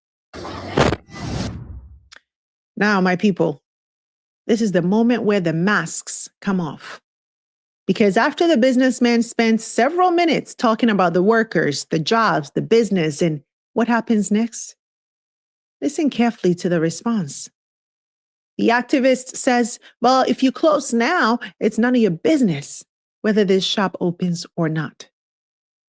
None of your business. Think about that. Think about that statement. Because up until this point, there was at least an economic argument taking place. The businessman was talking about workers. He was talking about jobs. He's talking about livelihoods. But now we're hearing something entirely different. The response is essentially, we don't care what happens afterward. And my people, that is a very revealing moment. Because it tells us that this is no longer really about employment. It's no longer really about economic empowerment. It's no longer about whether the business is helping South Africans. The objective is simply removal. The foreigner must go. What happens afterward is somebody else's problem. And that, in many ways, is the central contradiction at the heart of this entire movement and what we're seeing in South Africa. Because if the goal is to help South Africans, then surely what happens to South Africans afterwards should matter, shouldn't it? If 30 people lose their jobs tomorrow, shouldn't that matter? If a business closes, shouldn't that matter? If families lose income, shouldn't that matter? Why would we want more unemployment? The math just doesn't add up. It does not. But then I want you to notice how quickly those questions are dismissed, right? That's not your concern. That's none of your business. And this is where I think the conversation becomes uncomfortable because throughout history, societies have often been very good at pointing the finger, identifying who they believe is causing a problem. But much harder has been answering the next question. What is the solution? And those are not the same thing. Removing a business owner is an action, but creating sustainable opportunities is a strategy. And one does not automatically produce the other. But then the conversation takes an even more revealing turn. The activist says, we don't want any foreigners running businesses. Not illegal foreigners, not undocumented foreigners. Foreigners, period. And that distinction matters, yes, because remember where this conversation started, right? It started with claims about illegal immigrants. It started with concerns about documentation. It started with concerns about law enforcement. But by this point, we're seeing that legality no longer seems to matter. That's no longer the problem. The businessman says he has documents. He says he pays taxes. He says he has operated for years. But none of that changes the response. The response remains the same. We don't want foreigners running businesses. And once you arrive at that position, my people, we have moved into a completely different debate. We're no longer discussing immigration policy. We're discussing whether someone's nationality alone should disqualify them from participating in an economy. And whether you agree or disagree with that position, let's at least be honest about what is being argued. Because clarity matters. And what this exchange reveals is that this conversation was never just about documents. It was never just about legality. It was about identity. And those are very different things. Yeah. And so, my people, where do we go from here? Where do we go from here? Well, for me, this video exposed one thing. It exposed that this was never really about Nigeria or Ghana or foreigners, operating in the country. It was never about one shop or the businesses that they're opening. And it was never really about one community or neighborhood in South Africa. This conversation is about a question that countries all over the world, yes, are wrestling with right now. When people are hurting, when unemployment is high, when opportunity feels scarce, who do we blame? Who do we blame? And more importantly, what do we build? Because history has taught us something that is often uncomfortable to admit. Removing people is easy, but building prosperity is hard. Expelling people is easy, but creating jobs is hard. Finding someone to blame is easy, but fixing the underlying problem is hard.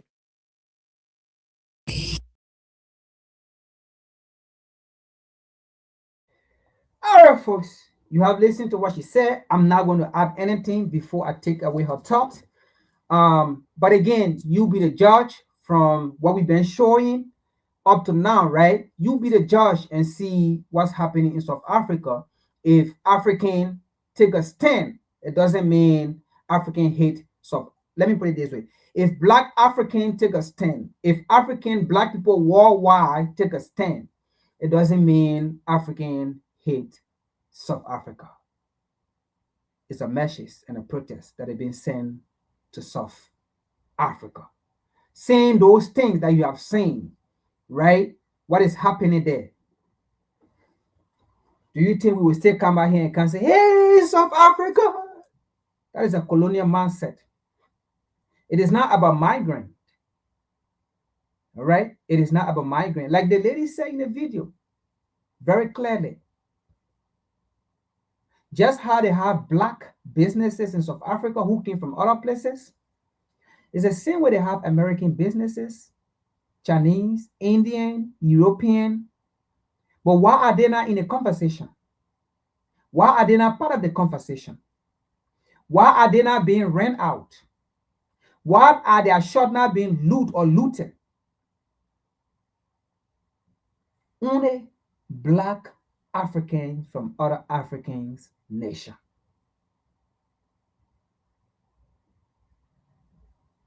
So the South African goalkeeper, Mr. William, do you see what is going on? Now you understand why Africans took that stand. They do not hate you. What they don't like is your idea, your people, what they are doing to other Africans. Because what they are doing, if to say was going to go across the board to every business owner in South Africa, whether American businesses, Indian businesses, European businesses, I mean, everybody, Chinese businesses, then I don't think you are going to see the reaction of African this way or Black people this way. Maybe people are going to react, but I don't think it was going to go to the extent of what you are saying. The message is you are not being fair. You are not treating your Black brothers and sisters fairly. People who have documents as well to stay in South Africa to operate legally, you run them out. You run their business. You loot their shop, take their resources, Like I said, I don't want to talk too much. What she explained, you heard it. Now you see what is going on. Let's continue.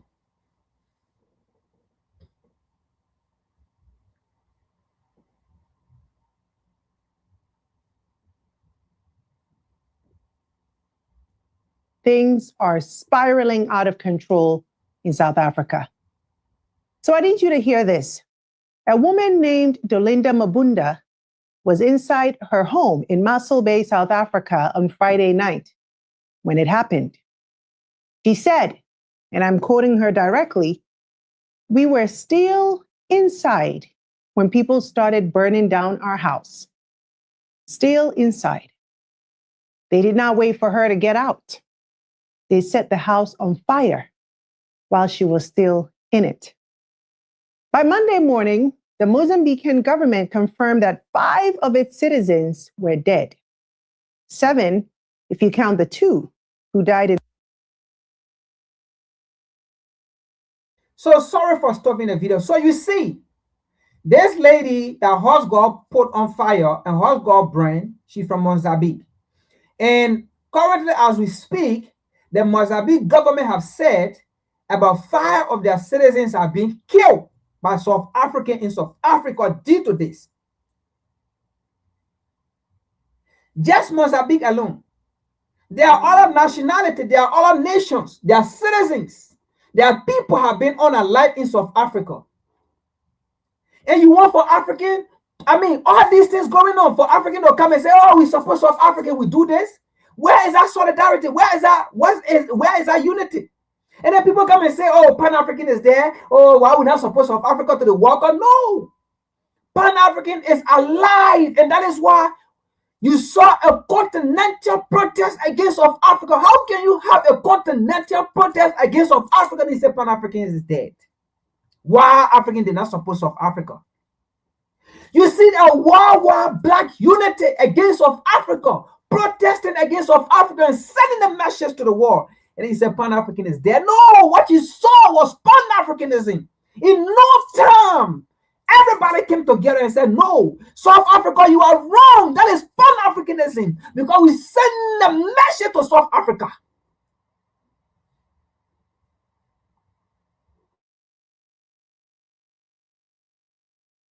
In a road accident while fleeing back home. People so desperate to get out of South Africa that they got into a car and drove through the night, and they never made it.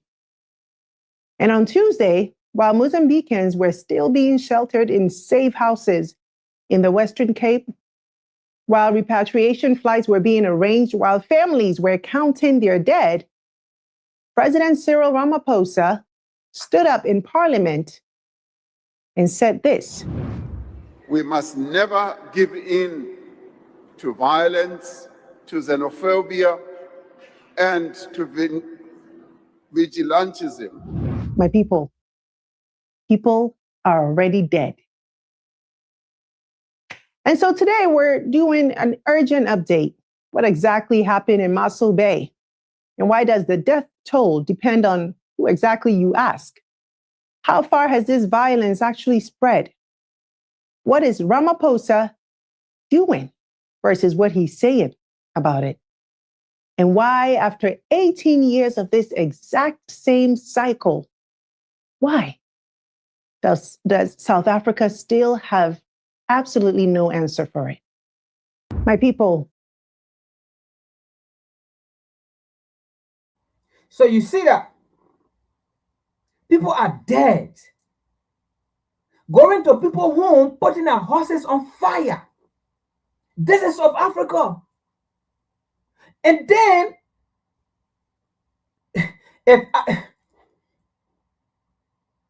for people to come and say African hate South Africa, why did they not support South Africa to the World Cup? What is the World Cup? A World Cup that Africa might not even take home to the continent. What is it? Is it important? Even if Africans take the World Cup to the continent, is it important than the life of people that have been lost in South Africa? Killing people, looting people's homes, burning people's homes, unaliving people. People ran away from the burning fire and got in their car to escape. And they ran behind them, caught them, and unalived them. Up to now, they're dead. They can't find them.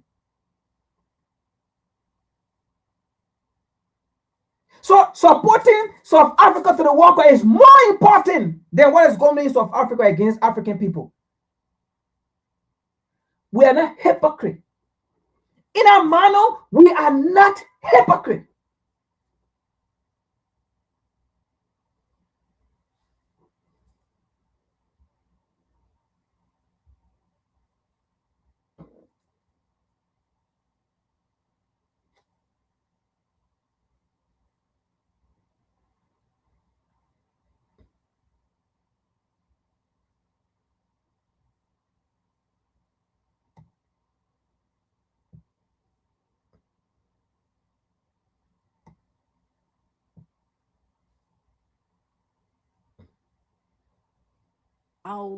To a woman, then he goes and does something like this.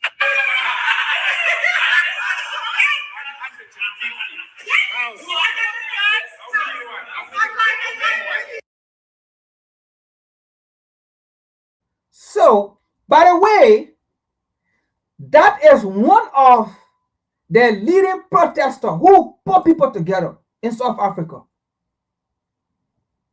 See what he's doing there?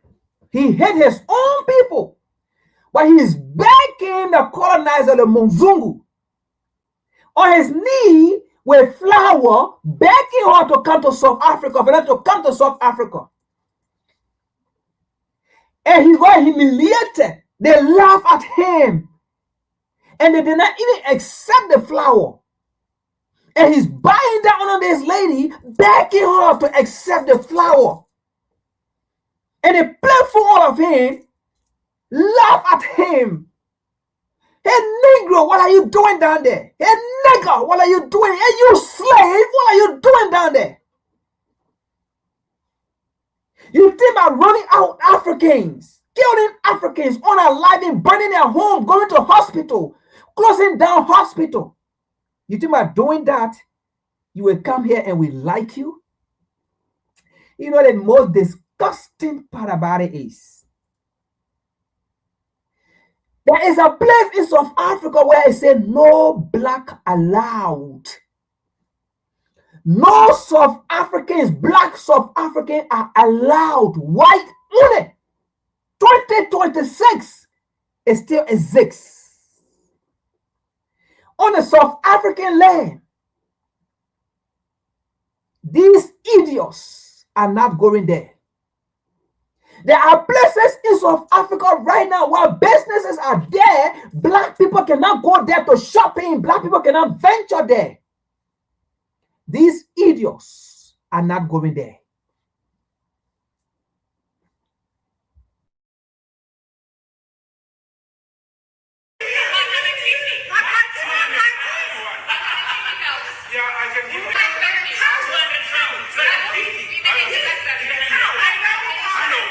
I mean, he goes and speaks to a black woman like this. Sorry, sorry, sugum, suka la. Awunayo indoda uyabonakala suka nje. Suka. Ungwala kwamanje uhlulwa ukuhlonipha ngoba usebenzela uhulumeni unephezali imali awunayo kodwa. Unespayslip kuphela. Abantu abanepayslip basihlupha. And then I must call you king. Nah. Kubite king nah. Doesn't bow to a woman, then he goes and does something like this.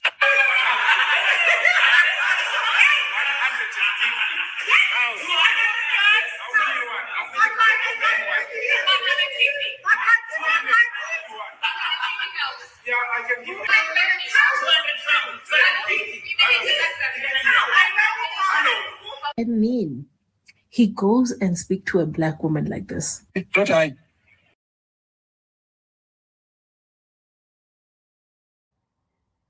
So that's the man that is fighting against immigration, right? Against his own people. But not the people who brutally killed South African, unalived South African with apartheid. Up to date today, apartheid stay in Africa. There is a place today that is an apartheid settlement that even he himself cannot go there. There are places in South Africa, he himself cannot go there. People like him cannot go there. They try to go there. His body will be put in plastic bag, black plastic bag, if not, they may not even see him.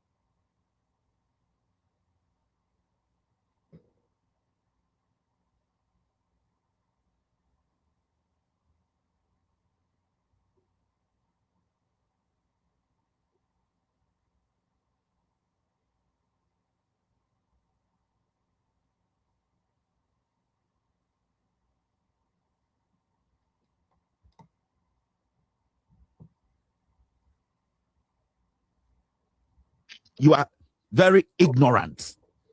Whilst fools like you, shirtless gay fools like you, walk in South Africa and act like a Jumas. You know a Jumas? You are a, you want to say a Jumas like you. You a Blexum, a rascal like you, lazy fool. You have no idea.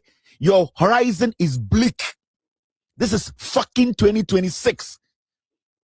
You have this, I don't know whether it's a raccoon feather or it is a squirrel feather sitting on your head like a dwarf talking nonsense. My name is Kevin, not Kevin. It's Kevin. Now let me tell you something. You see, when you were speaking, you were saying that South Africa is a country that is recovering from apartheid. It means you know what is right.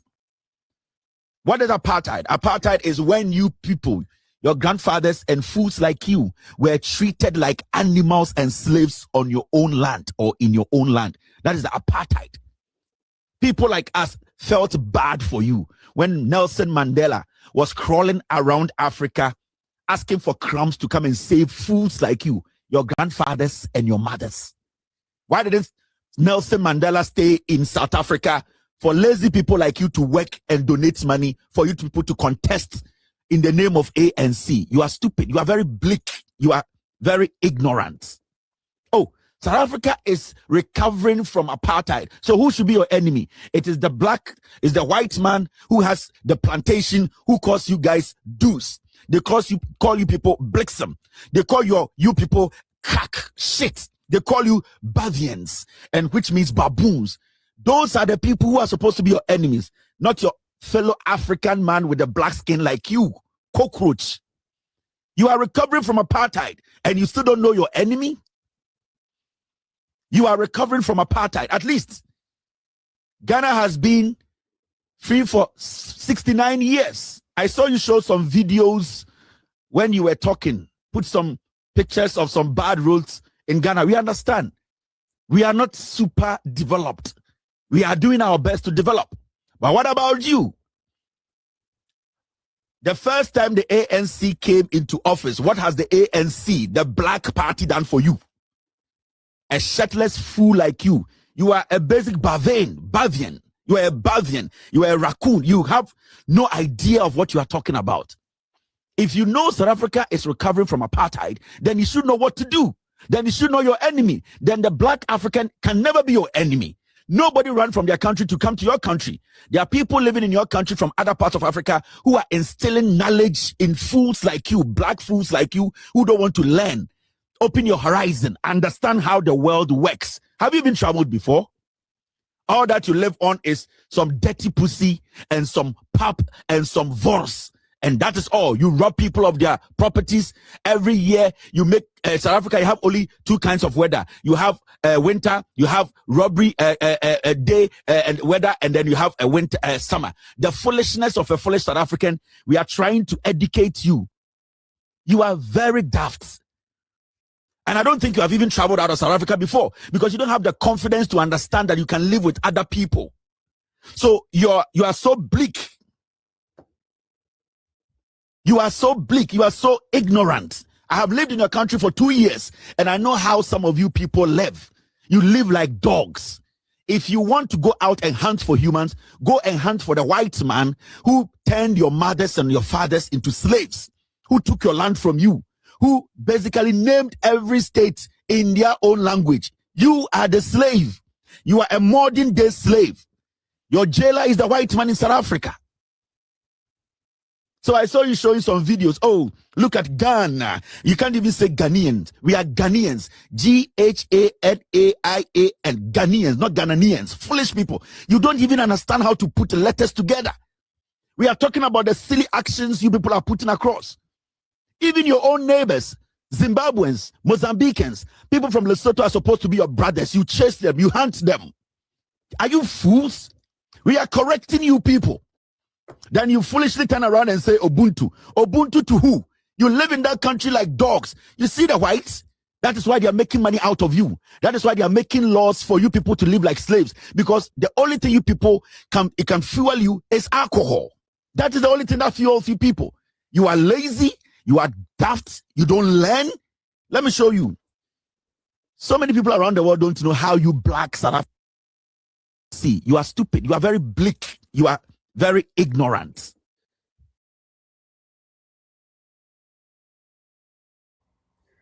Anyway, that was still how they call it, remark to that idiot that was buying down to his slave master, giving flour to the slave master. So that was a response, to them. Again, I'm not even going to talk much. That's going to stay right there. So let's continue because of time. I want to get to Donald Trump issue quick. So that's why I'm kind of running down things, right? So that I can talk about Donald Trump. Issue about the black referee that was detained, right? I don't want to say Donald Trump, but the immigration system of the United States, the American government. All right? And I'm not really angry. I'm only angry at Africans. When other Africans, nations do the same thing, and then Africans will come to talk stupidness and BS. That's where my frustration is coming from. That is what I'm going to talk about.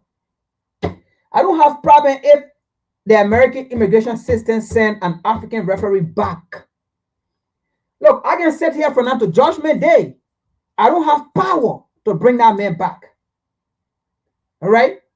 But I do have power to come here, to sit here, to tell other Africans who don't have sense to learn from this. We can do the same thing too. I have the power to come out here, to sit here, to tell the stupidest and dumpiest Africans. When Mali, Niger, and Burkina Faso did the same thing to send out foreign NGOs that have been claimed to supporting the T group or the tolerance group. When they send them away, it was Africans who sat down on their various stupid platforms to talk about they were going against international community. They was going against human rights. What is human right? There is no human right if you don't fight for your own people. You do not fight for your interests, and you are fighting for somebody else's interests. Before America talk about human rights, America makes sure her people are settled, are good. Before the Chinese men talk about human rights, the Chinese men make sure China is good and well protected. Before the Indian men talk about human rights, the Indian men make sure India is well, good, and protected.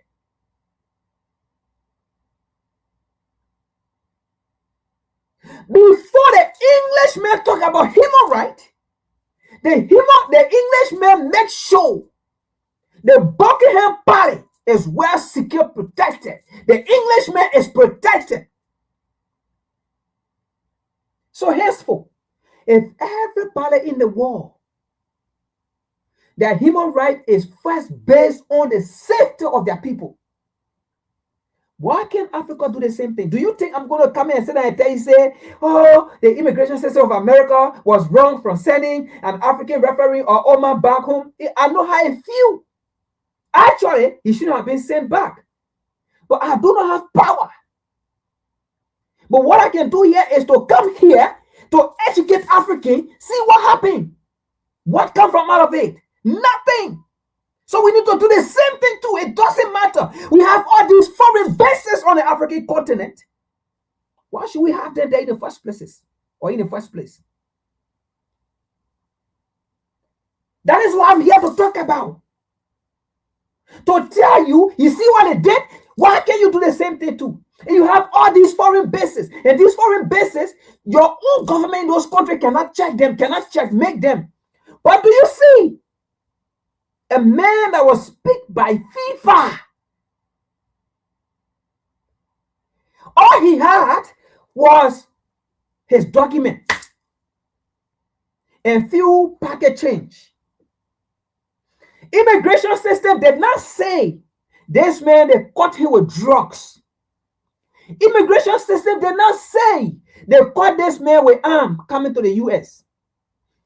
The United States immigration system did not say they searched this man's phone and he was communicating with T group. There have been no report like that. The only thing the immigration system say or are saying, this man is from Somalia.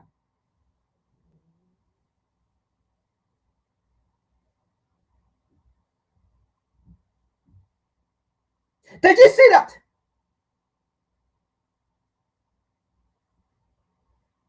Even an African president coming here, they can charge them. Look what happened with Senegalese president got to the airport.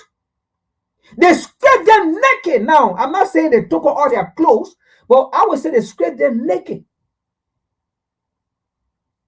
They humiliated them to the airport. All of them. They searched them. They searched them like this. And they're putting a machine on them. The Senegalese players. To the airport. Did you see any outrage? Did you see CNN reporting against it? Did you see BBC reporting against us? Am I against it? No. Why? Because the people feel they got to protect America. They got to protect Americans. So anybody coming from outside, if they're not satisfied with you, they check you. Did you see report on human right? Did you see human right there? Did you see it? There was no so-called human right, no so-called human right report. What am I saying here is, had that been the American national team that World Cup was in Mali, Niger, Burkina Faso, or in Africa, then the American national team arrived at the airport in Africa, and the American national team be humiliated like that, I can assure you they was going to tell the American national team to return back and not to partake in the World Cup. Or the American government was going to put pressure on FIFA and the nation that is hosting the World Cup in Africa that was going to charge our nation. They were going to take that nation to court and say, you never harass everybody. You never search everybody. Why the American player?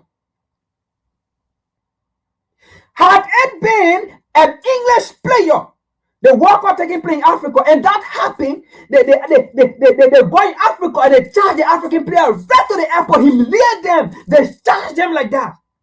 It was going to be a whole different story. And in fact, it was going to be the same African bloggers who are going to be writing and coming with various posts and say, oh, Africa went too far. That's why, we can't develop. That's why we like this. That's why we like that.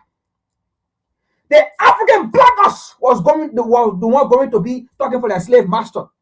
Why will you search? Sport is a war thing. Sport is not politics. Sport is not something. These people are not coming with drugs. They are not there. They are coming to play sport, to enjoy, to have fun, to entertain us. African bloggers were going to say it. African bloggers were going to say that. Had it been a French national team arrived in Africa, of Mali, Niger, and Burkina Faso, where those nations are hosting the World Cup, and they are being every time like that to the airport, searching them, harassing them like that. The French national team could have withdrawn from that World Cup. They could have put the pressure beyond the FIFA to charge Mali, Niger, Burkina Faso, or the African team that was going to be hosting the World Cup.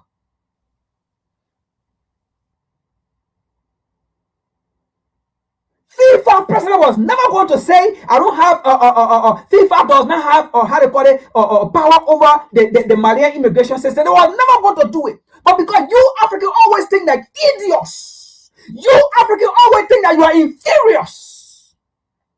And the people will always treat you like inferiors beings. Let us speak to reality here. You see this. Do you think I'm going to come up here and can say, oh, the American immigration system was wrong? You damn lie. If you think that's what I'm going to sit here to say. I'm going to open your mind and tell you, stop it. When your African leaders are doing the same thing to them, back them, back your African leaders as well. It means those African leaders are your interest. Back them, support them.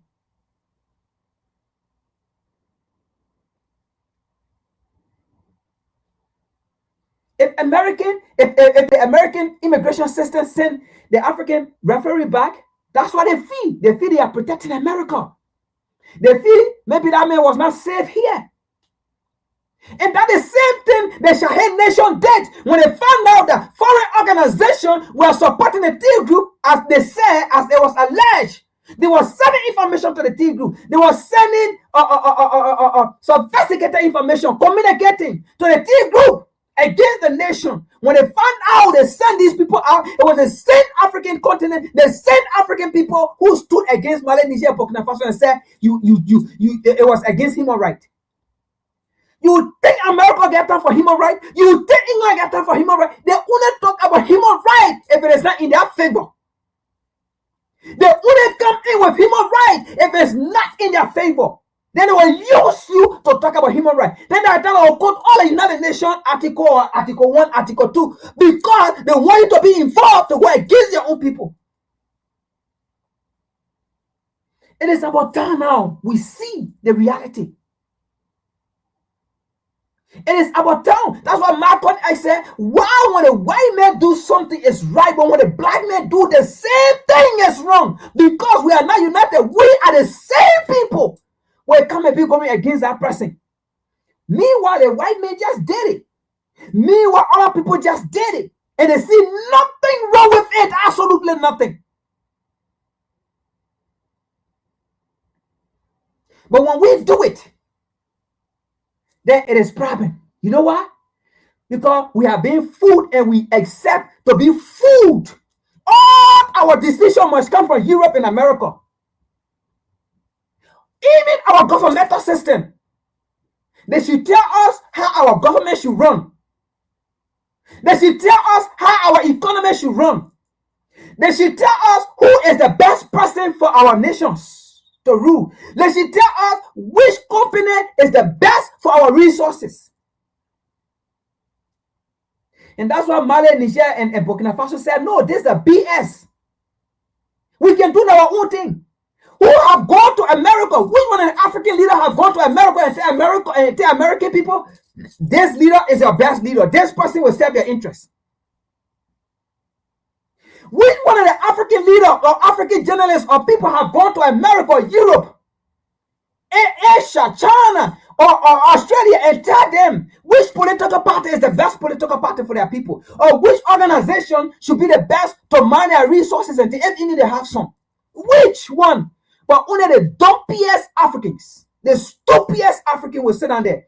Who will go to China and tell China which government is best, which government system is best, which company is supposed to run our resources? Who will go to the United States and tell them those things? UK, England, Germany, or France. Who will go and tell them?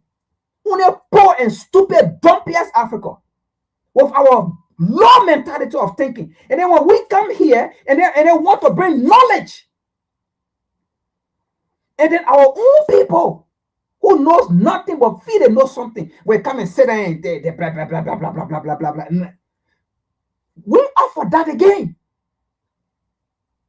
We not offer that again.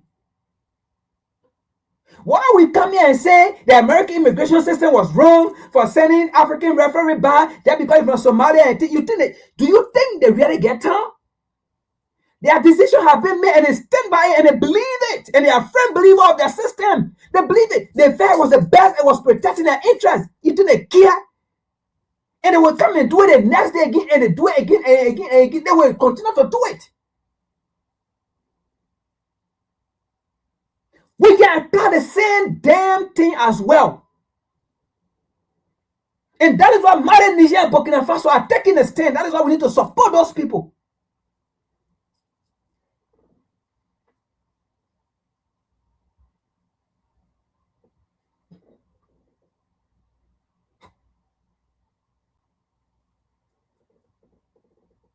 Now, we are talking about South Africa, right? Let me close out with this with South Africa because it won't do a justice. This is WCC. At the end of the day, we speak, we bring solution. Even as I've been speaking, there have been solution, right? But some people still did not get it. But the issue with South Africa, now you all know it's not even about immigration or illegal immigrant whatsoever as they are timid to be.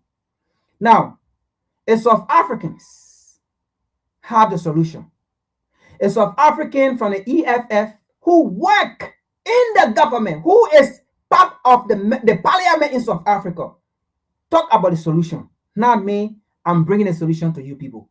Listen to this video.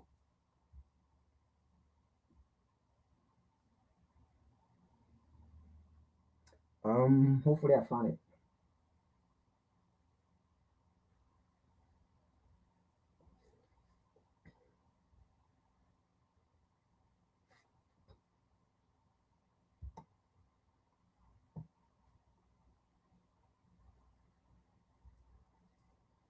Banks don't believe in you. They don't believe in black talent. They'll never give you enough money to be able to become a captain of industry. There's nothing we can do until we have a bank of our own. So step number one, we need a bank.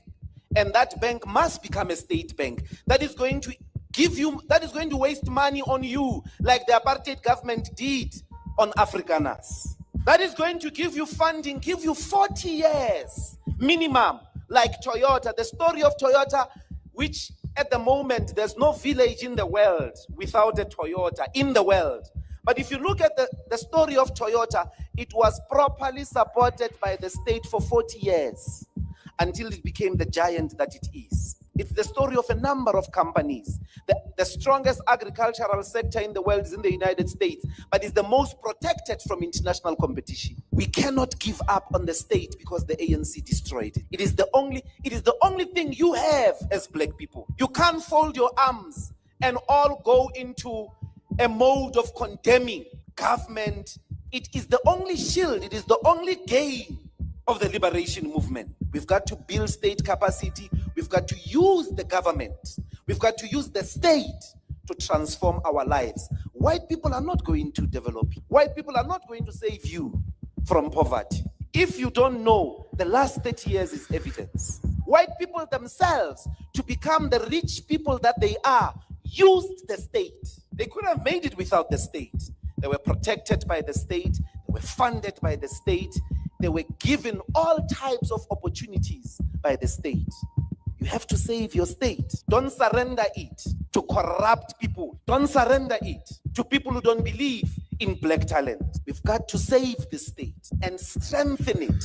Use it to transform and shift tectonically.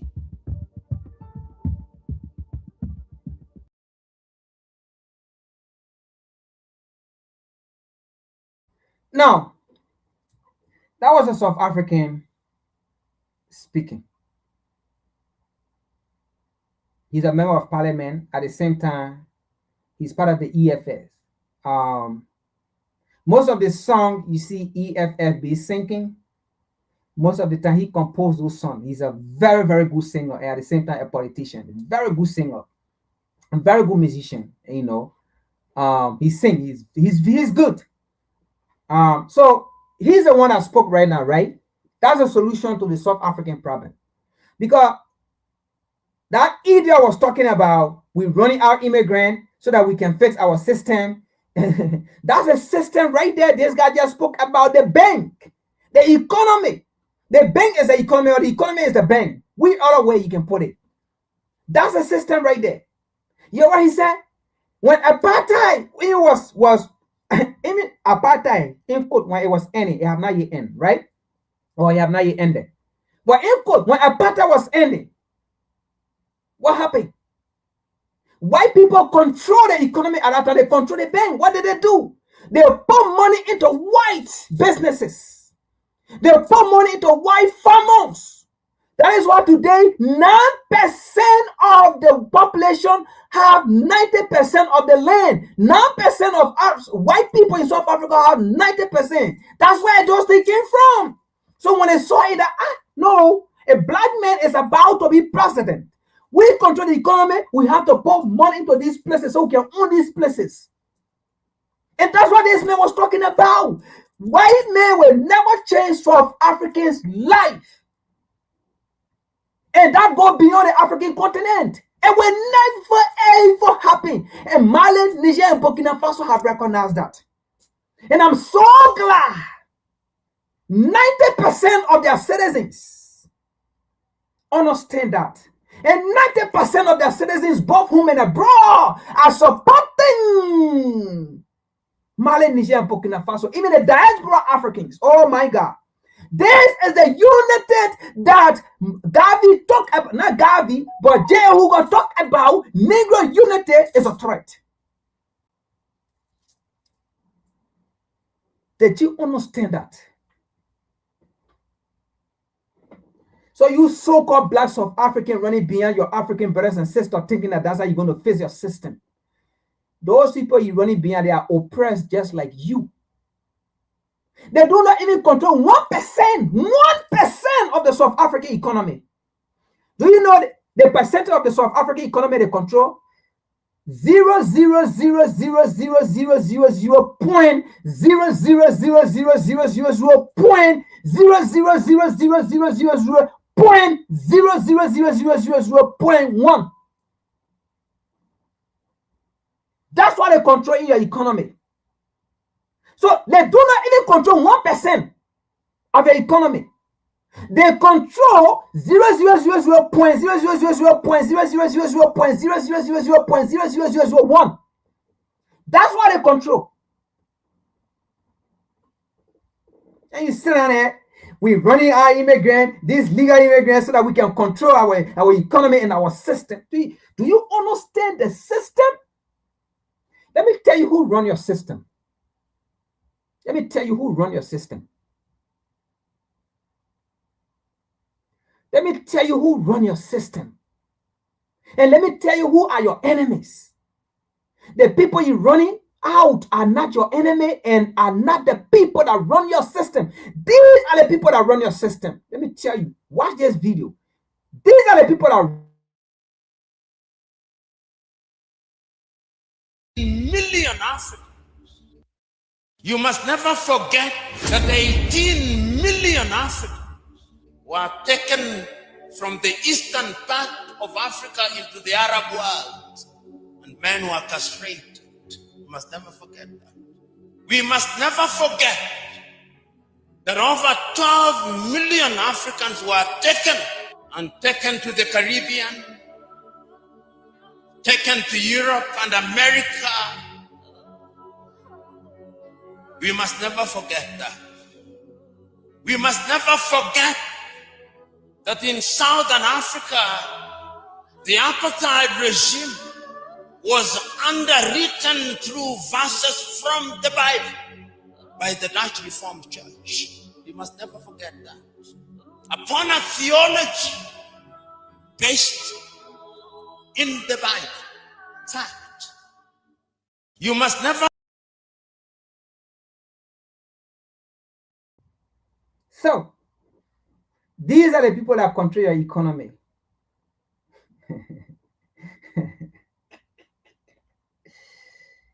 Yes, I'm not laughing, man.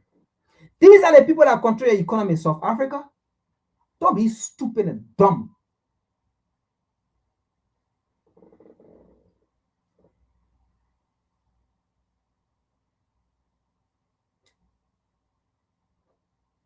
No matter what you do, the people that control the economy, they control the bank, they will never ever invest in blacks of Africa. Never. They will never invest, they will never go to the bank and open a bank and invest in blacks of Africa. It will never happen. In the great United States, we hear, do you know how long black people have fought for reparation, for the bank to open up to them? And they said, no, we are not going to regret for what our forefathers did. In fact, America vetoed it. They said they're never going to accept it, that it was the greatest crime against humanity. America vetoed it. Israel vetoed it. The Israel that created apartheid and slaughtered South Africans before Africans came in and raised money and gave it to Nelson Mandela. Africans came in and raised army to help him fight. Africans led various nations in Africa, went to South Africa to help him fight. Did you watch the movies of Sarafina? You think it's just a movie? Sarafina. You think it's just a movie? It was a reality that happened. Go back, South Africa, and watch that movie there. Don't forget so soon. You never fought apartheid by yourself. And after the American government used their taxpayer money, American taxpayer money, and gave it to Israel to continue to oppress South Africans in Africa. Did you know that?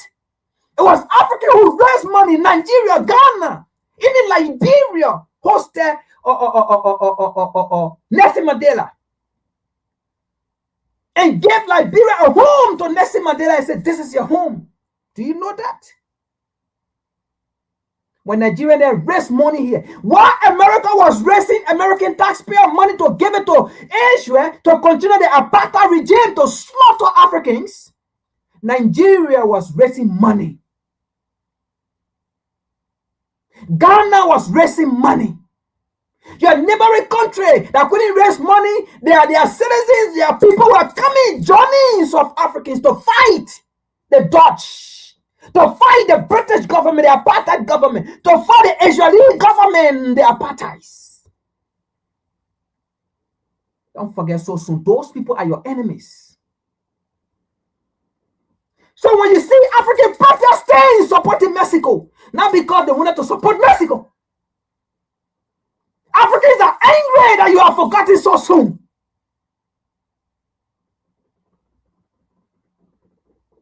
Just 1994, you get independent. If I'm not mistaken, 1990 or 1994, in between there. Not long ago. And today we still have apartheid nations in Africa, in South Africa, where you cannot go. Black people cannot go. Even the Zulu people cannot go there. The people that are doing like this, putting things, they cannot go there. They are forbidden to go there.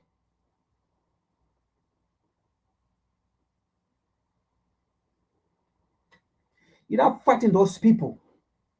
You're fighting the same people who raised money yesterday, who sent their people yesterday. Because when thousands of South Africans was shot at by the Dutch, by the apartheid government, by the British, by the Israeli, by Israel. The sentence gods are sectum that you can go back down to, you say that you're God. When it was shooting yesterday, was African who raised money, the same people, you call them foreigners. It baffles me, how can a foreigner be, African be the foreigner in Africa? In Europe, somebody from England, they are not foreigner in Europe. Somebody from France, they are not foreigners in Europe. Somebody from Poland, Sweden, Denmark, those people, they are not foreigners in Europe. Only in Africa.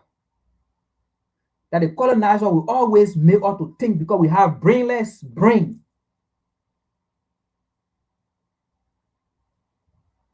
You are forgotten so soon. Africans are angry at you. Africans don't hate you. Africans are angry at you Because you betray Africans.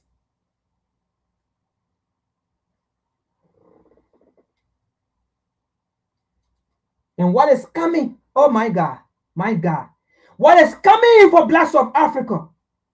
You can't handle it. You will not handle it. Because you have just isolated yourself. The tears that will come from your eyes, blood will come out. Suffering, humiliation, you will cry for Africa. One thing I know, we will come.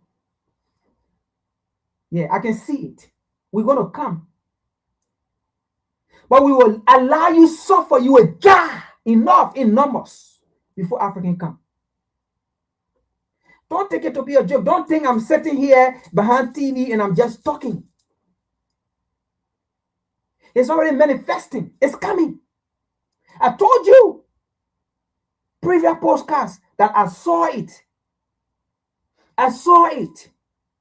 And it directed it to me to tell people, other nations, do not chase South African out in those countries. Whatsoever African countries South Africans are, don't run behind them. Don't chase them out. Leave them. Whether they are illegal, whether they have document or not, they are African. Leave them. Do not be part of their crime. Because they are going to pay for what they did or what they are doing. Because people have died. People have died. And our ancestors are angry. Even Nelson Mandela is angry. I told you, they show it to me. And they say, tell them, South Africans in other African nations, they shouldn't be bothered with them. Do not chase them out. Do not run them out. Even they got shop, they got businesses, leave them. They will pay for what they are doing. Oh my God. If you think it's fun, so be it. We will wait for that day. We will wait for that day. Like I said, we will come to your aid. But many of you will die before we come, before African come. You will cry. You will shed tears. You will regret. Because now people hate South Africa. Now you are saying we hate South Africa. The time will come. That's the time you will realize that what we did was not of hate. We were sending messages to you. You will beg. You will beg. Eh? You will beg. We will come. But you will cry no more before we come.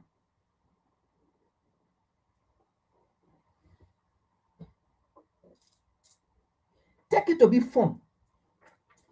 The calamity that is coming for South Africa, black South Africans.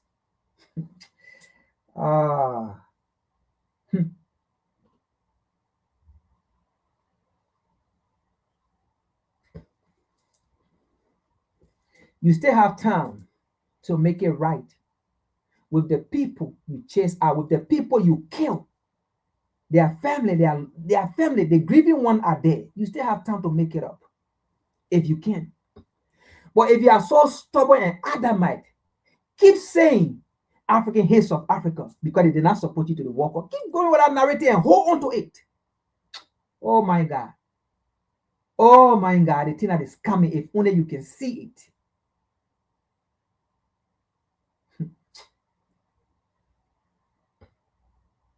The enemies are coming for you. The enemies are coming for you. They are not your friends. God. I will stop there. I will stop right there. All right. I will stop right there. Not too far. That is enough for you people, South African. Let's go to Donald Trump.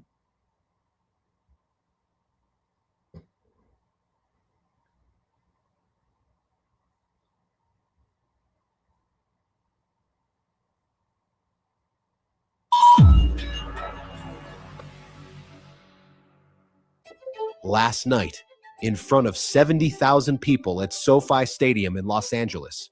A young man named Folarin Balogun scored 2 goals for the United States of America in the opening match of the 2026 FIFA World Cup. The crowd erupted, the stadium shook, the country celebrated, and Donald Trump was not there. The man who has spent the last several months telling the world that this is his tournament, who accepted a specially created peace prize from FIFA's president, who threatened to move matches away from democratic cities, who called the team on the phone before the game as if he were a coach delivering a pre-match speech, did not attend the opening match of the United States at his own World Cup. He sent Marco Rubio instead. But that is not the story. The story is who Folarin Balogun is. Because once you know, everything about this moment becomes almost impossible to process. Balogun was born in Brooklyn, New York in July 2001. His parents are Nigerian, of Yoruba heritage. And when he was 1 month old, they moved the family to London. Peter Piper used the smart buying tools from Amazon Business and positively prospered.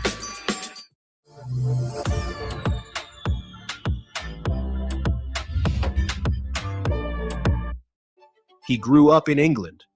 He trained in Arsenal's academy from the age of 8. He played for England at the youth level 28 times. He was eligible to represent Nigeria, the country his parents came from. He was eligible to represent England, the country that raised him. And he chose the United States, the country of his birth, in 2023, making an official one-time switch that FIFA approved after he had already represented another nation's youth program. The son of Nigerian immigrants, raised in England, choosing to wear the stars and stripes, scoring 2 goals, winning the game, on the biggest stage football has ever seen. On the same night that this was happening, on the same night that a crowd of 70,000 Americans were on their feet, screaming for a man whose entire existence is the story of immigration, the administration of Donald Trump was defending its record of deporting people who look like Balogun's parents, was defending its visa denial rates that have locked out fans from Nigeria, from Ghana, from Senegal, from Somalia, was defending the decision to send back Omar Artan, a Somali referee, before he could do his job at this very tournament. The irony is not subtle. It is not buried beneath layers of nuance. It is sitting right there on the surface, plain as daylight. Let's go deeper, because this story is not just about one man. The United States men's national team is, in the words of New York City's own mayor, built on immigration. 6 players on the roster were born abroad. Sergino Dest, whose father is American and whose mother is Dutch Surinamese, was born in the Netherlands. Timothy Weah, son of former Liberian president and football legend George Weah, was born in New York, but holds Liberian and French heritage. Weston McKennie was born in Texas, but raised in Germany.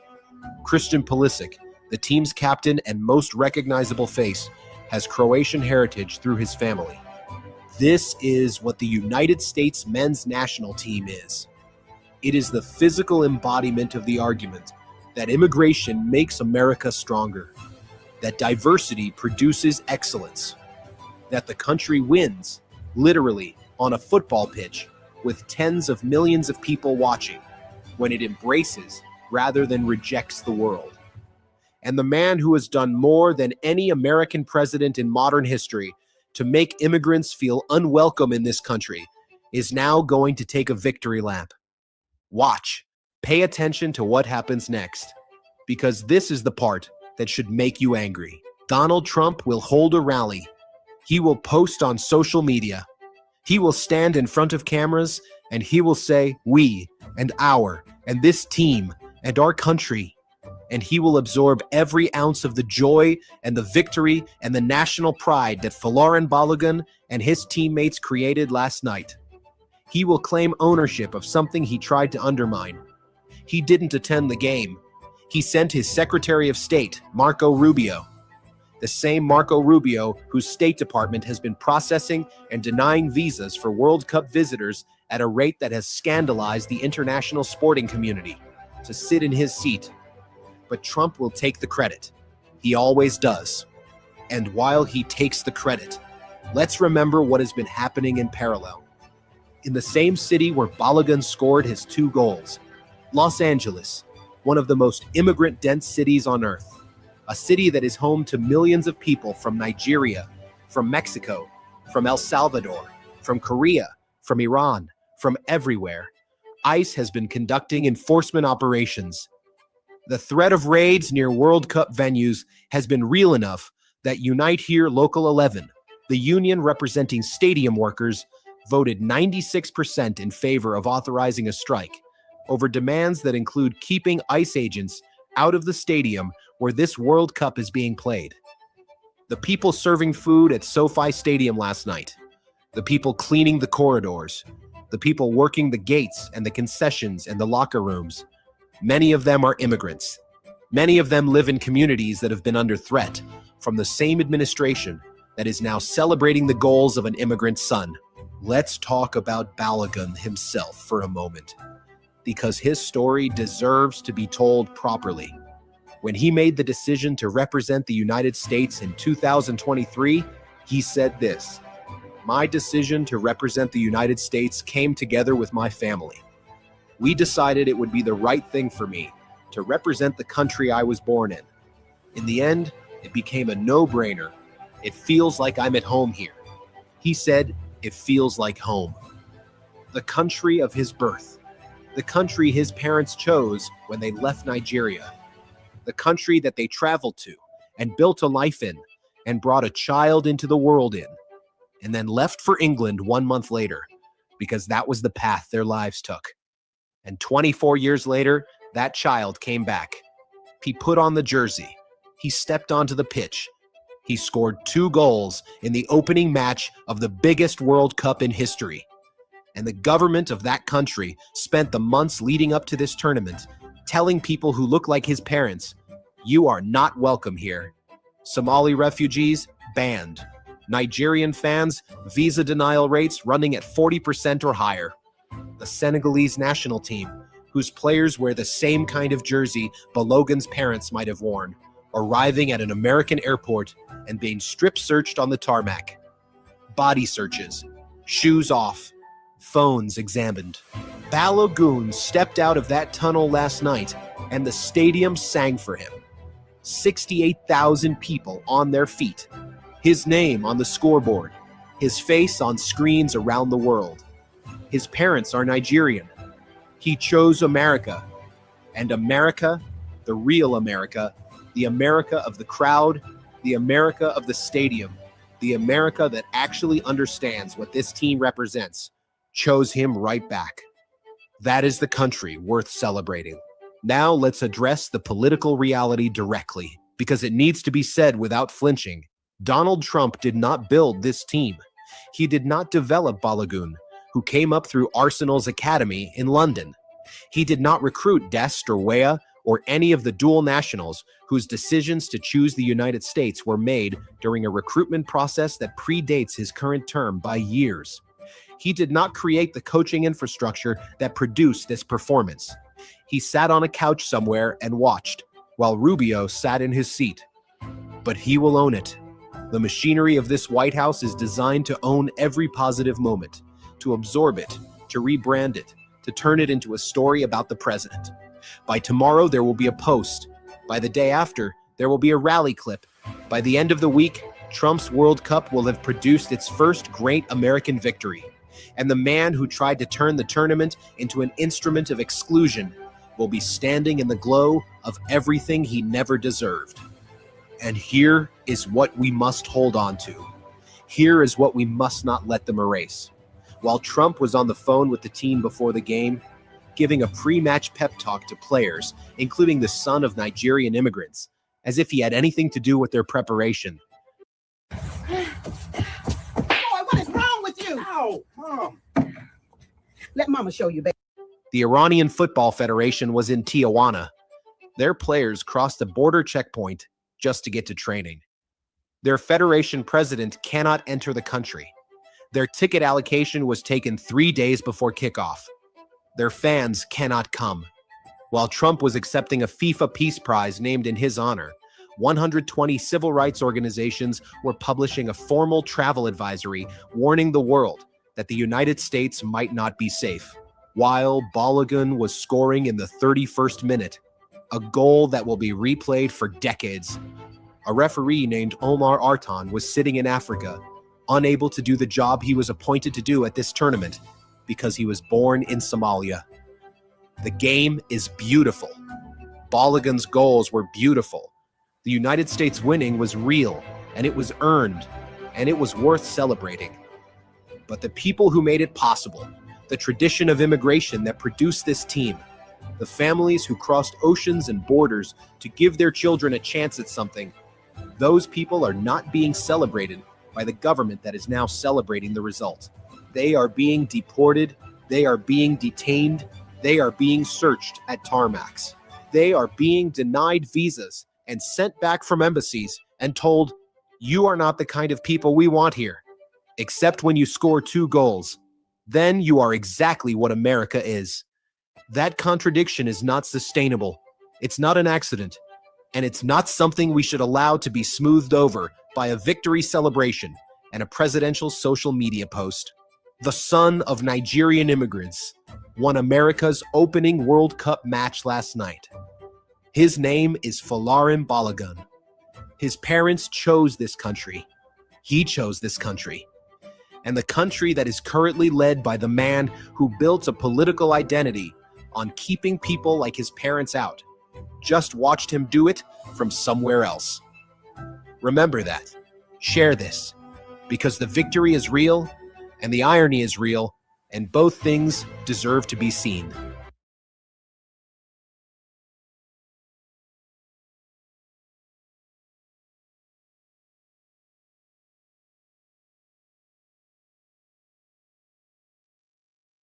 Set foot on American soil again.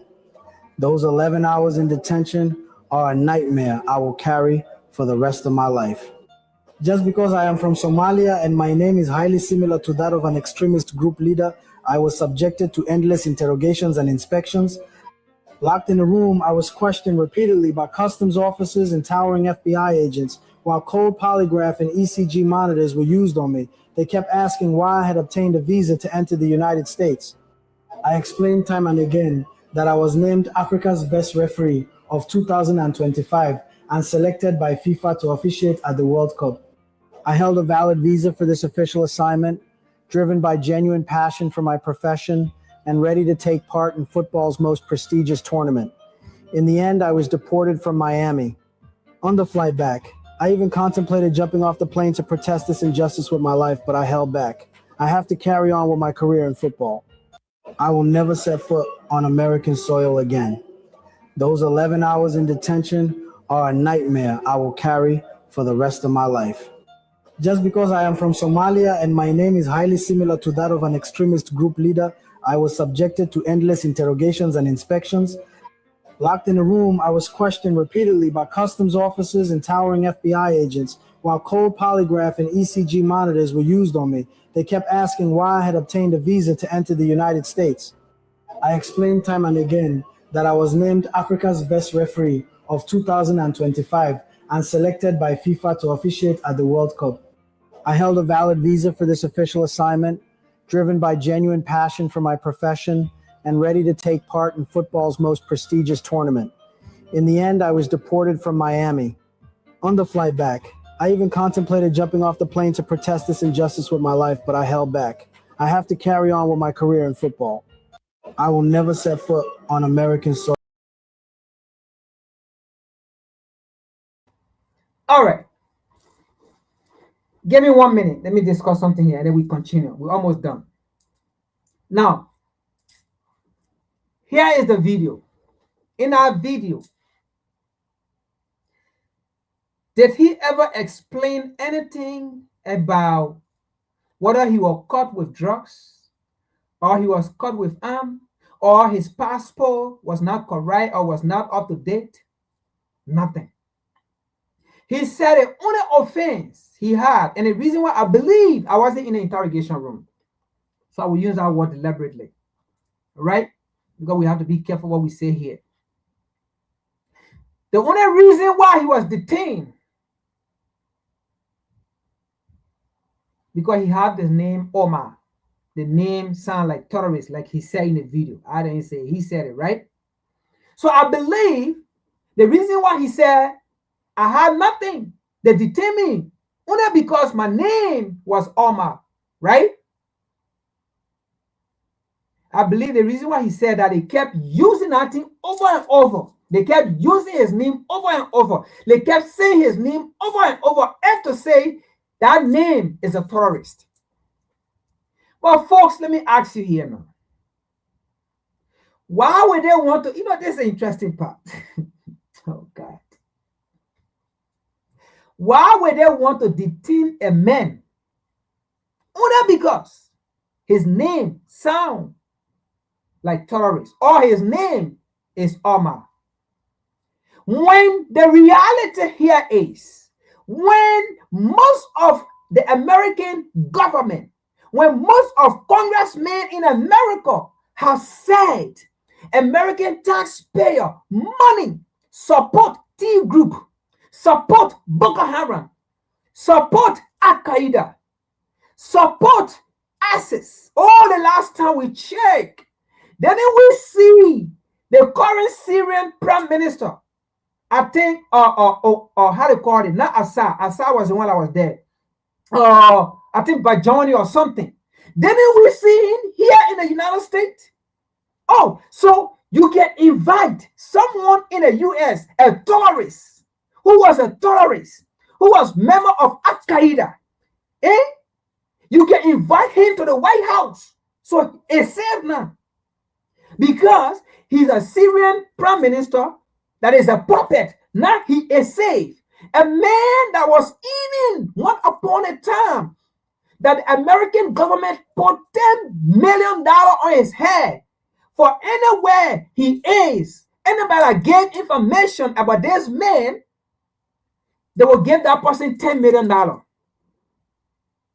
man that the United Nations spoke and said he was one of the most dangerous terrorists in the world. The American government did not see anything wrong with that. The American immigration system did not see anything wrong with that. They gave this man first-class ticket to come to the White House. This man came to the White House. He was never searched. They invited this man, this tourist, to come to the White House to have dinner. Folks,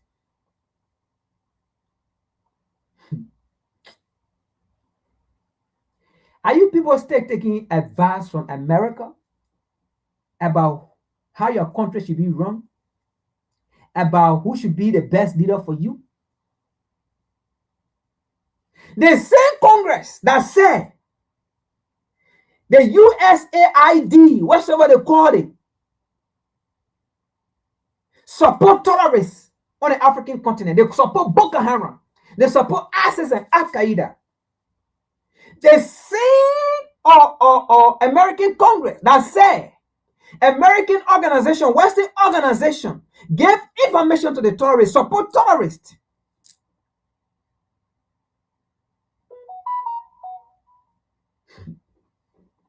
But they don't see nothing wrong with that. But somebody who needs is Omar. They detain him. That was taken by FIFA.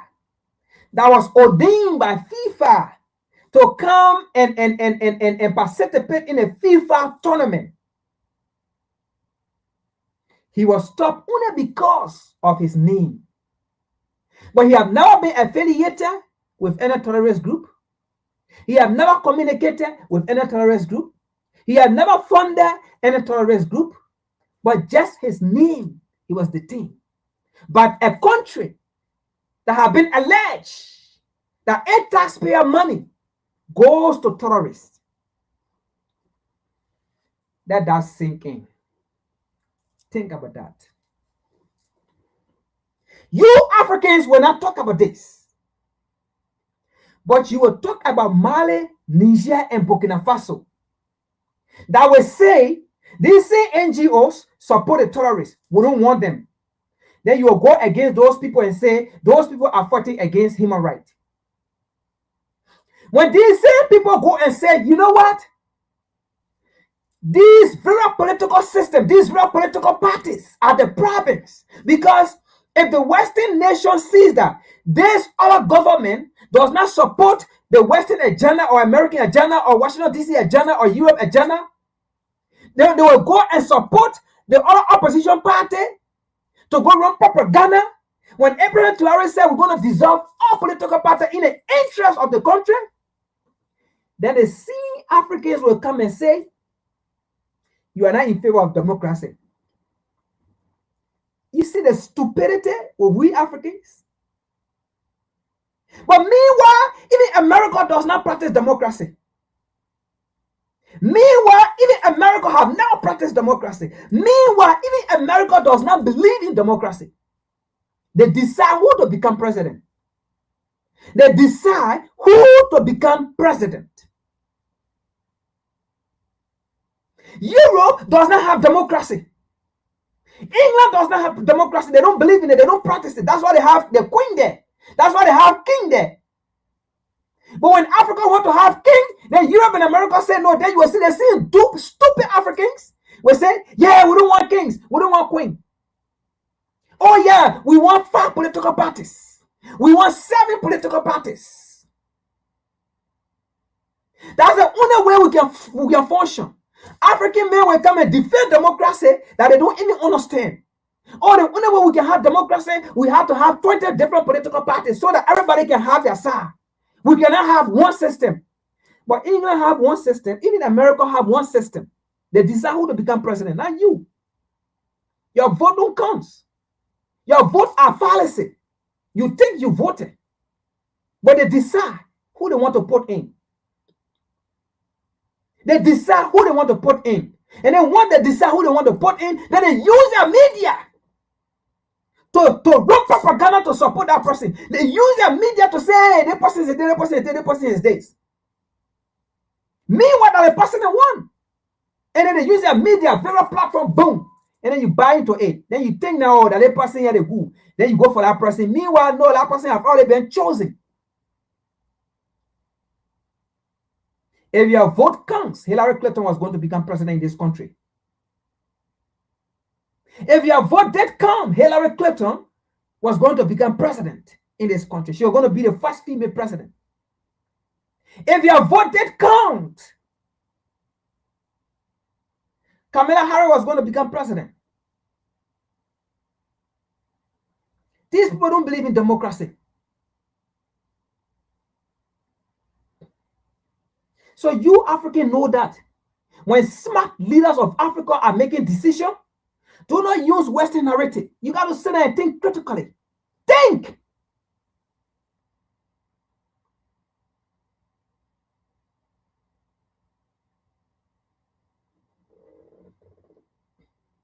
So you see that America made that decision. They wanted to search who they wanted to search on the airport. They wanted to deny who they wanted to deny at the airport. And nothing wrong with that. I'm not going to sit here and say they are wrong. Who am I? But I will sit here and educate you and tell you, do you see? Do you see? I do not know the reason why they sent that man back. I can only speak about what, according to him, what he said. The only reason why he was there is because he have a name, Omar, that he think it sound like terrorist. But at the same time, it have been alleged you support terrorism. At the same time, it have been alleged that you fund terrorists. At the same time, it have been alleged that when you are leaving Afghanistan or Badr or Iraq, most of your itinerary, the weapons, the cars, left of the terrorists, you turn it over to the terrorists instead of the government. Nothing wrong with that.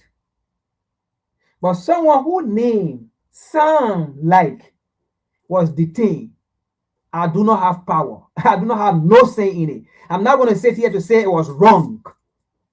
They felt it was the best thing. So my people, I'm telling you here now too.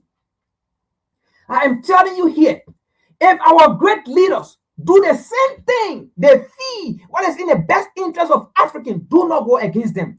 If Abraham Traore said, you know what, it's nonsense to have different political parties in the country, because you know what, if I am not supported by the American government, by the European government, if I don't support them, their foreign policy, they will use the opposition against me, because opposition want to come to power, so they will allow they will allow to be used to propagate messages that will turn the minds of the people against me. So Abraham Traore look at and say, you know what? These are all BS. I will dissolve political party for the interest of the country.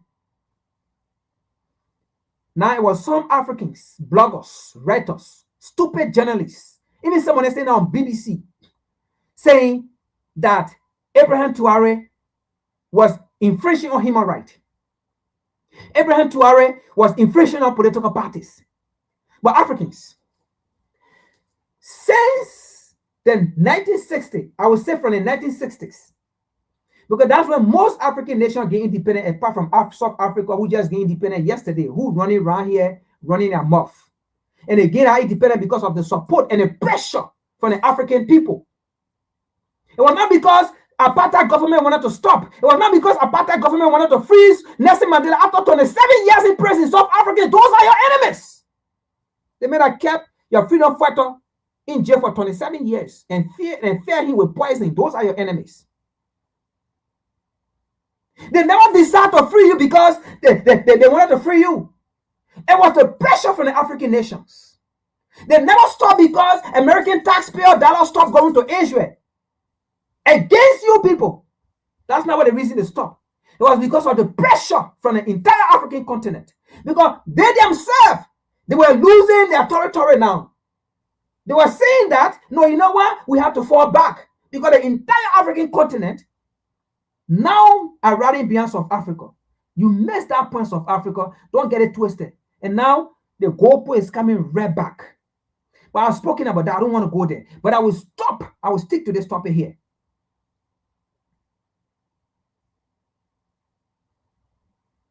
So you see the difference. You see, that's why when Abraham Traore said, you know what, to hell with this political party system. It is not in our interest. It is Western interest. Because at the end of the day, if I don't support Western or foreign policy, then they will come and use the opposition against me.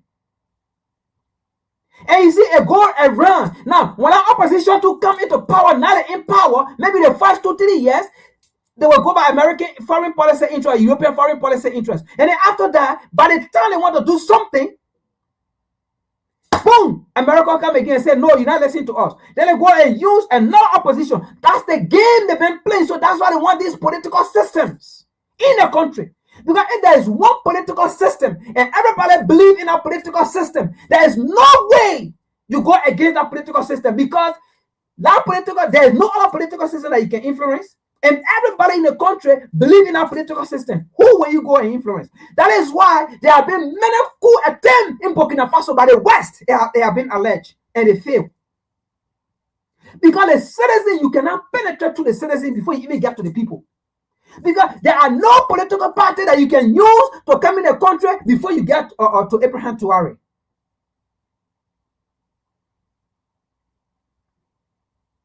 So you understand that. And now there are no foreign organization in those places that will write against the government and make the government look bad, and then our own African people read it and then they don't understand that it is against them. Abraham Traore said all these things got to go, and they sent all of them out. It was not wrong for them to do it. They did it because they were trying to protect Mali, Niger, and Burkina Faso. So if the American immigration system can send by a reverend that was chosen by FIFA to come and rep the game, I don't have authority over that. Like I said, I do not know what went on over there.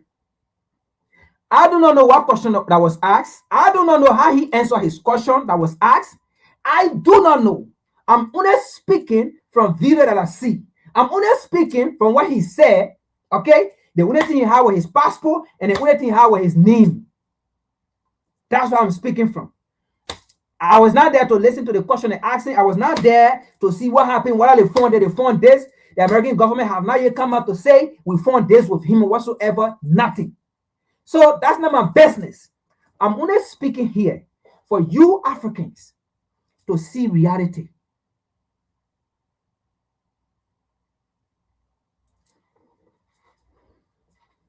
Let's go to another video that I want to show.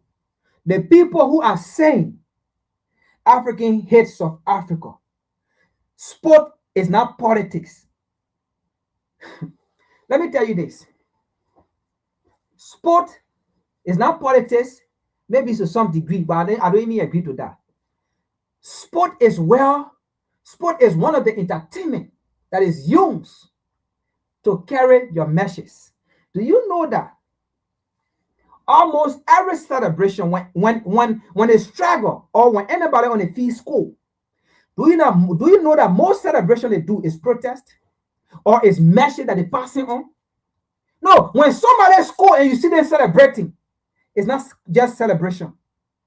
Sometimes, in most cases, it's protest. In most cases, it's a message they're sending out. In most cases, it's appreciation to something, to somebody. So, sport is used actually to portray messages. Sport is used actually to send out message, to send out signal, to send out awareness of something that happened or that will happen or that is about to happen or something that is ongoing. Sport. That's why sometimes some people, they have things on their shirt. When they score, they remove it, they show it up like that, they show the message. Celebration is a message. Dancing, see somebody dancing, is a message when they score those things. So sport is one of the areas that is used for protest, to send out messages, to send out signal, whatsoever you think about, to send out frustrations, to send out cry. Somebody crying, somebody in grief. So, I mean, a lot of things, even racism. Sports. Because you know why? It's a worldwide thing that everybody, entire world, the whole world were watching. The entire world watching. The entire world sees. So anything you do there, they see it. People grab it. Sports.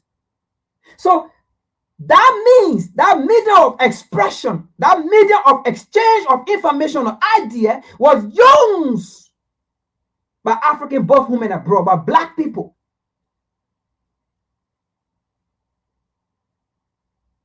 Of the happening against African people in South Africa by black South African. So it was not a hate. That's what sport is for. That's what sport is for. To expose. It's not just about scoring goal.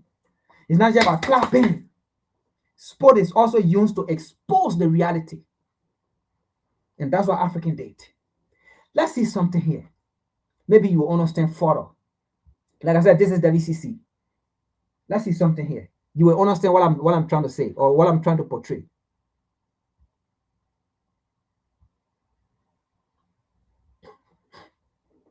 A question about the football. So you have to know, my people in Iraq, they are so great. They are so good into everything.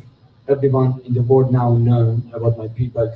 If there is any problem between us, this is our business. This is none of your business. So I just respect you, but this is something between us, and we're gonna solve it. Don't worry. Iran secured a crucial draw on field, but off it, a completely different story has panned out. Coach Amir Galanoui has exposed FIFA and President Donald Trump's dirty games, saying his team has been asked to leave the U.S. immediately. The coach further claimed that they were denied recovery time and rushed out of Los Angeles just hours.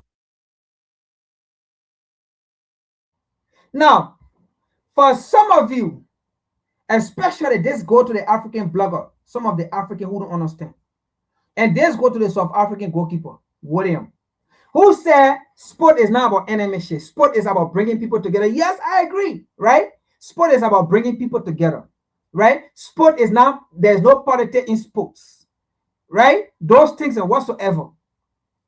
If there's no politics in sports, we all know what is going on between Iran, Israel, and the United States. Between Iran, Israel, and the United States. Between Iran, Israel, and the United States. Between Iran, Israel, and the United States. Now, I repeat it. We know what is going on, right? Okay. Iran came for the World Cup. And now, football is about togetherness, right? Football is about unity, right? Iran came to the United States for the World Cup. Why did the United States government tell Iran to leave the US? If sport is about unity, it's about bringing people together, it's about peace, why the American government, right, told the Iranian Football Association to leave?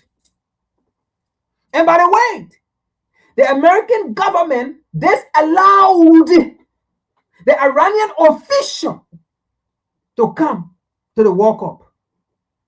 They stopped them. They were stopped. Oh, is that not sport? Why they stop them?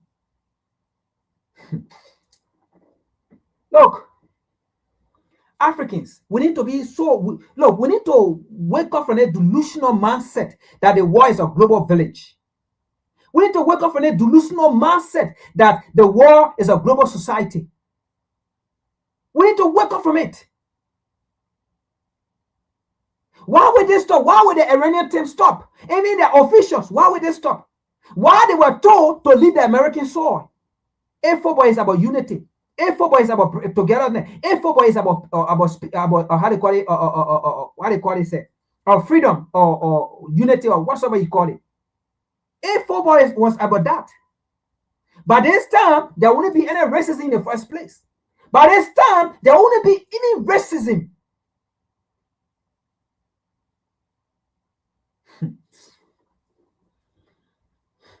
But let's continue here. Let's see the messages the Iranian people sent across. After a draining 2-2 draw with New Zealand.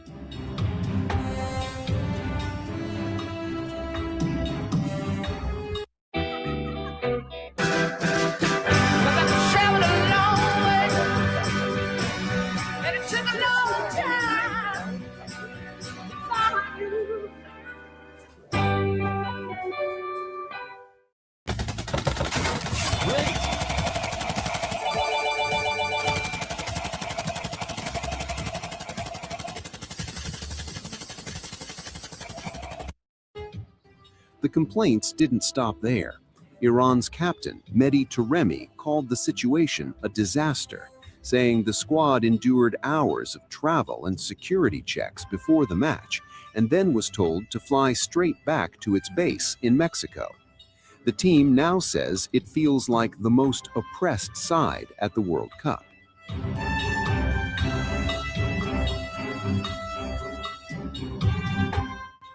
The controversy comes against the backdrop of soaring political tensions. Iran had already shifted its training base from Arizona to Tijuana, Mexico, amid immigration concerns and visa complications affecting members of its delegation. Several support staff and officials were unable to travel with the team. According to the Iranian camp, amid immigration concerns and visa complications affecting members of its delegation, several support. Now, football is unity, right? See the kind of armed security officers here. And these are just soccer players. Now, for some of you, oh, football is about sport, football is about blah, blah, blah, sport is entertainment. These are just soccer players. Now, I'm not saying, again, let me make this clear, disclaimer. I am not saying what the American government were doing here was wrong. That's not the point. Let me get that clear. I'm not saying security being here was wrong. What I'm saying here is, at the end of the day, America America made this decision. Washington, D.C. made this decision because they fear that they need to protect their citizens. They need to protect America. Africans, why can't we do the same thing? Why, when we see Africans doing the same thing, we do not support them? Why Gaddafi wanted to do this and we did not support Gaddafi? African leaders, why? You guys sat down there, America and Europe went and killed Gaddafi because of the plan Gaddafi had for Africa. Now, African leaders, you guys are sitting there and do anyone to invite Mali, Niger, and Burkina Faso on any African's affair? You guys turn your back on Mali, Niger, and Burkina Faso because you guys feel those leaders are doing the wrong thing. And the truth here is, when the American government presses any African leader, it means that African leader is now working for the people. That's the reality, and we know it. When European leader presses African leaders, it means that African leader is a slave and not doing anything for its people. But now we know, when American government, when European government, when American media, when European media go against any African government, talk ill against African government, it means that African leader is doing the right thing. It means that African leader is doing the right thing for 8 people and 8 nations. It's glaring, it's clear. So America is doing what she's doing for her people. This platform is different. Like I said, we don't look at things the way how other people look at it. No. We look at it on a different perspective. This platform, we also have the ideology of Malcolm X.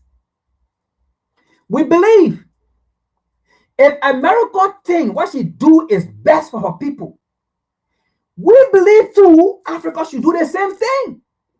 If Europe think what she's doing is she's doing the best thing for her people, Africa should do the same thing as well. That's how we believe. And that's what Malcolm X said. Why do you think when a white man do it is right, when a black man do it is not right?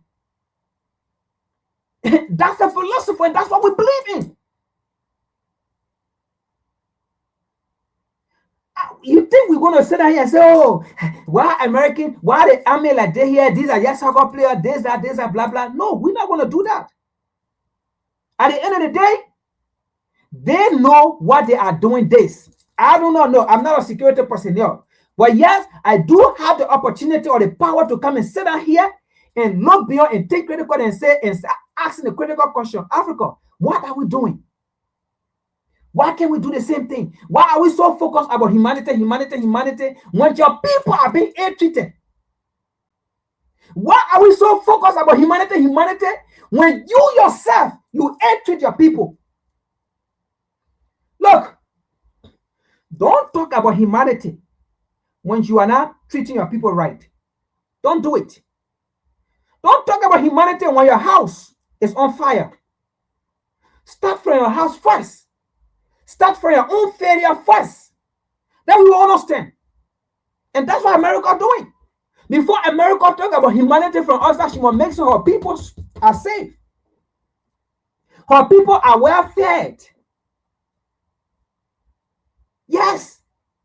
I'm not going to say, oh, Donald Trump got to do this, Donald. No. I'm not going to do that. No way. I'm not going to say, why the American immigration system do no way. But I'm going to say, Africans, are you learning?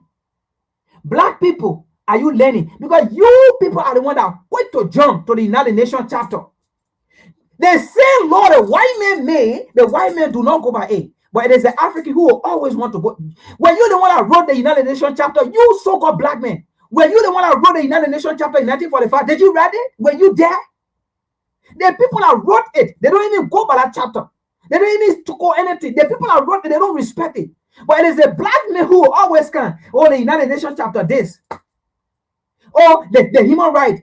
The people that wrote human rights, they don't go by the law or the human right. They don't go by the book of the human right. It is the African, the delusional African who always want to go by the book of the human right. Did you read that human right book? Did you write the law in there? You never wrote it. And even if you did, the white man will not respect it. Europe and America will not respect it. Even if you did, they did it. They don't respect it. That's why no European can go to the Hague. No American government can go to the War Crime Court. Only African government can go to the War Crime Court. And when African government go in there, the European took you there. American government took you there. Because of an agenda that you did not agree to in their foreign policy. They take you there. So Africans, my point here is, open your eyes. Open your eyes. Why would you want to quote a book that was not written by you, written by the people who don't believe in those books, who don't quote those books? They will not quote the book when you do not protect their interest in their country. Then they use people against you, then they use those laws and come and remove that person. It's Jimmy Papa. Are you crazy?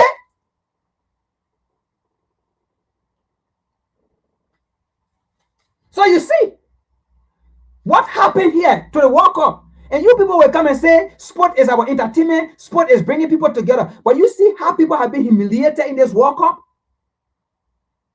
Just because they want to protect America, which is not wrong. But I'm just telling you, do you see it? Now you have or foreign bases in Africa. You do not check them. They do what they want to do. They patrol anywhere they want to patrol. You don't check them. You don't check them. Do you see that? You don't even know what they are doing. Do you see that? They go anywhere they want to go. They are powerful more than your army. What kind of stupidness is that? Why do you still have foreign bases in your country? Why? Do America have any foreign bases in their country? Europe have any foreign bases in their country? France? Do Australia? Why you think today the proxy war between Ukraine and Russia? Because somebody wanted to put their base right in Russia back, and Russia said no. And then they sponsor proxy war in Ukraine just to fight Russia. Why you think is that? When anybody can put their bomb, their base to Cuba there, you think America will do it? Even though Cuba is not part of America, but America will not do it for anybody to come put their base there. This party, they will not do it. They know the harm that come along with it. Sit down there, allow these foreign bases in Africa, they're all around. You sit down there for what? Protect yourself. There's no global village.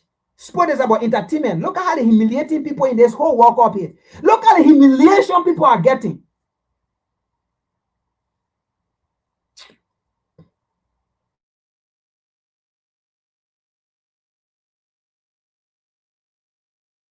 Staff and officials were unable to travel with the team. According to the Iranian camp, the original plan was to stay overnight in Los Angeles for recovery before returning the next day. Instead, players say they were instructed to leave immediately after the match, despite several squad members suffering cramps and fatigue. Head coach Amir Galanoui didn't specify who issued the directive, but insisted the scheduling had hurt his players physically and mentally. He argued the team had been forced into repeated travel without adequate preparation or recovery time. Imagine being able to build an app with your name on it, just by thinking about it. Meet base. Captain Mehdi Taremi echoed those concerns, saying the journey from Tijuana to Los Angeles, which would normally be relatively short, turned into a lengthy ordeal involving security and immigration procedures.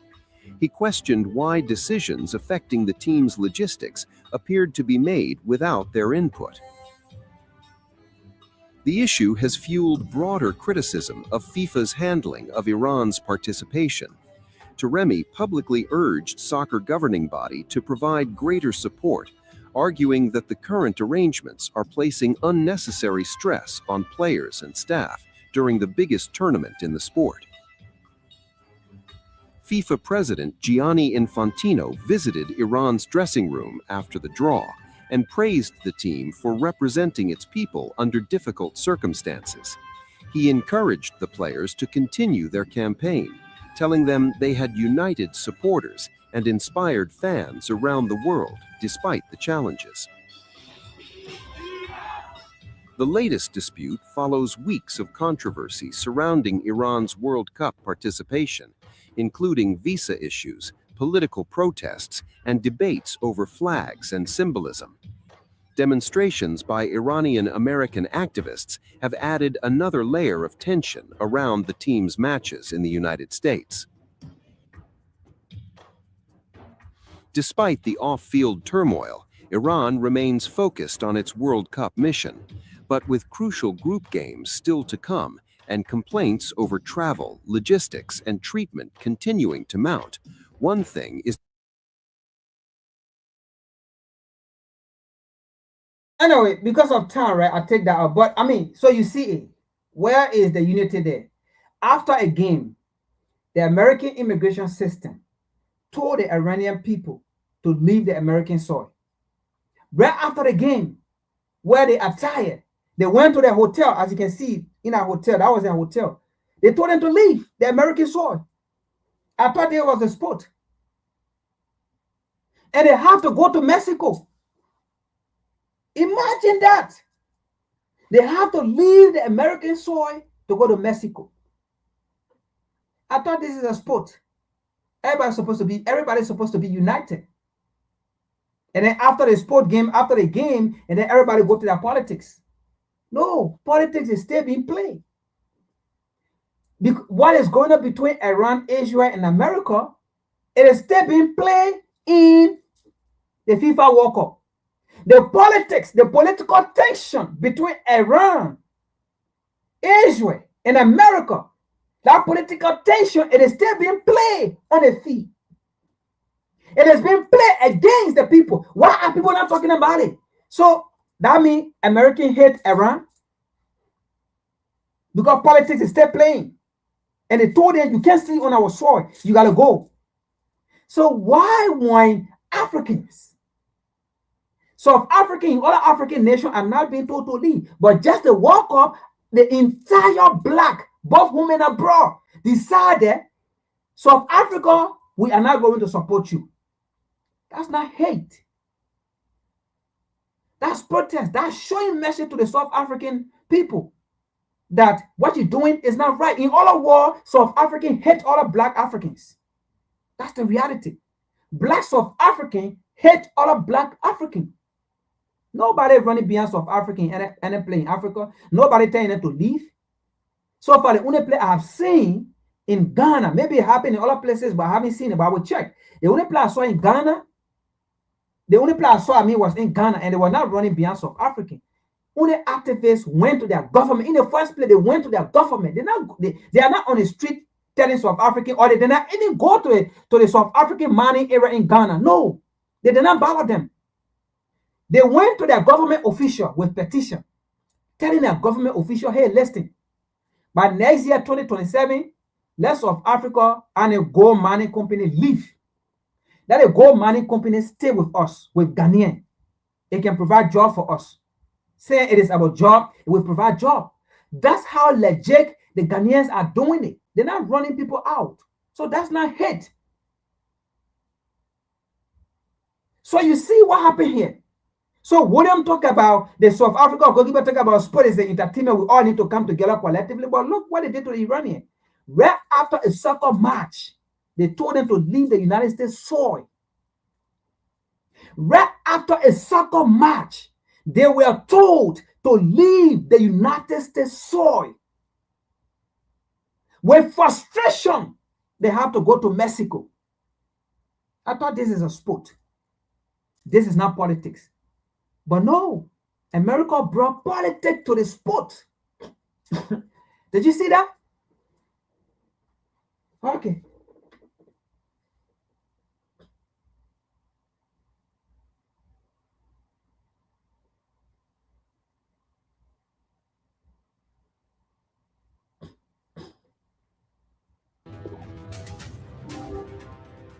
The intersection of international football and the geopolitical conflict between the Islamic Republic of Iran and the United States has turned the 2026 FIFA World Cup into a primary battlefield for narrative authority. Iran has repeatedly highlighted the stark contrast of the United States co-hosting a global tournament celebrating unity while actively engaging in severe military operations, blockades, and airstrikes across West Asia. This narrative is encapsulated in widespread social media campaigns, such as the prominent imagery circulated by regional accounts like @Iran in Indonesia. These images depict the FIFA World Cup trophy resting atop a foundation of skulls, with the background text explicitly rebranding the tournament as the War Cup. Far from remaining passive, the Iranian national football team has systematically utilized its international platform to showcase the human cost of the ongoing military conflict with the United States. Okay. For people who are saying Africans are supporting South Africa, who supported Mexico, they hate South Africa. No. Did you hear what the narrator says? The Iranians are using, like you saw them with the pictures, right? In their chest like this. They are using that meme to show the political conflict, that Israel and the United States are carrying on in Iran. You heard that, right? Why they did that? Because the entire world are watching. The entire world will see it. So it's the same thing what happened with South Africa.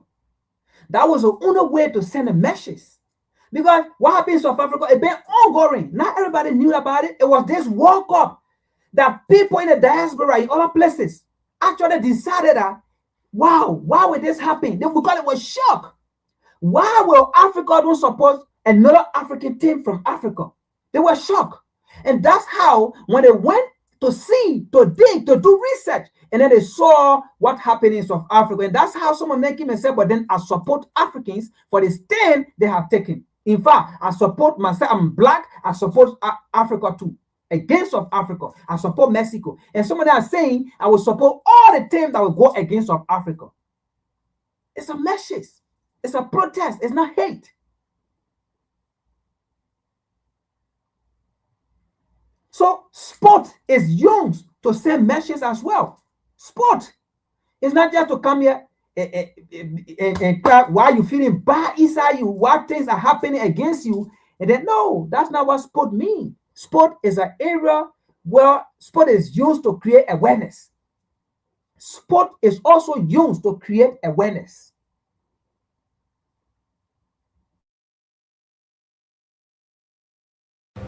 Rather than isolating sports from politics, the team has introduced powerful wartime symbols directly into their World Cup preparations.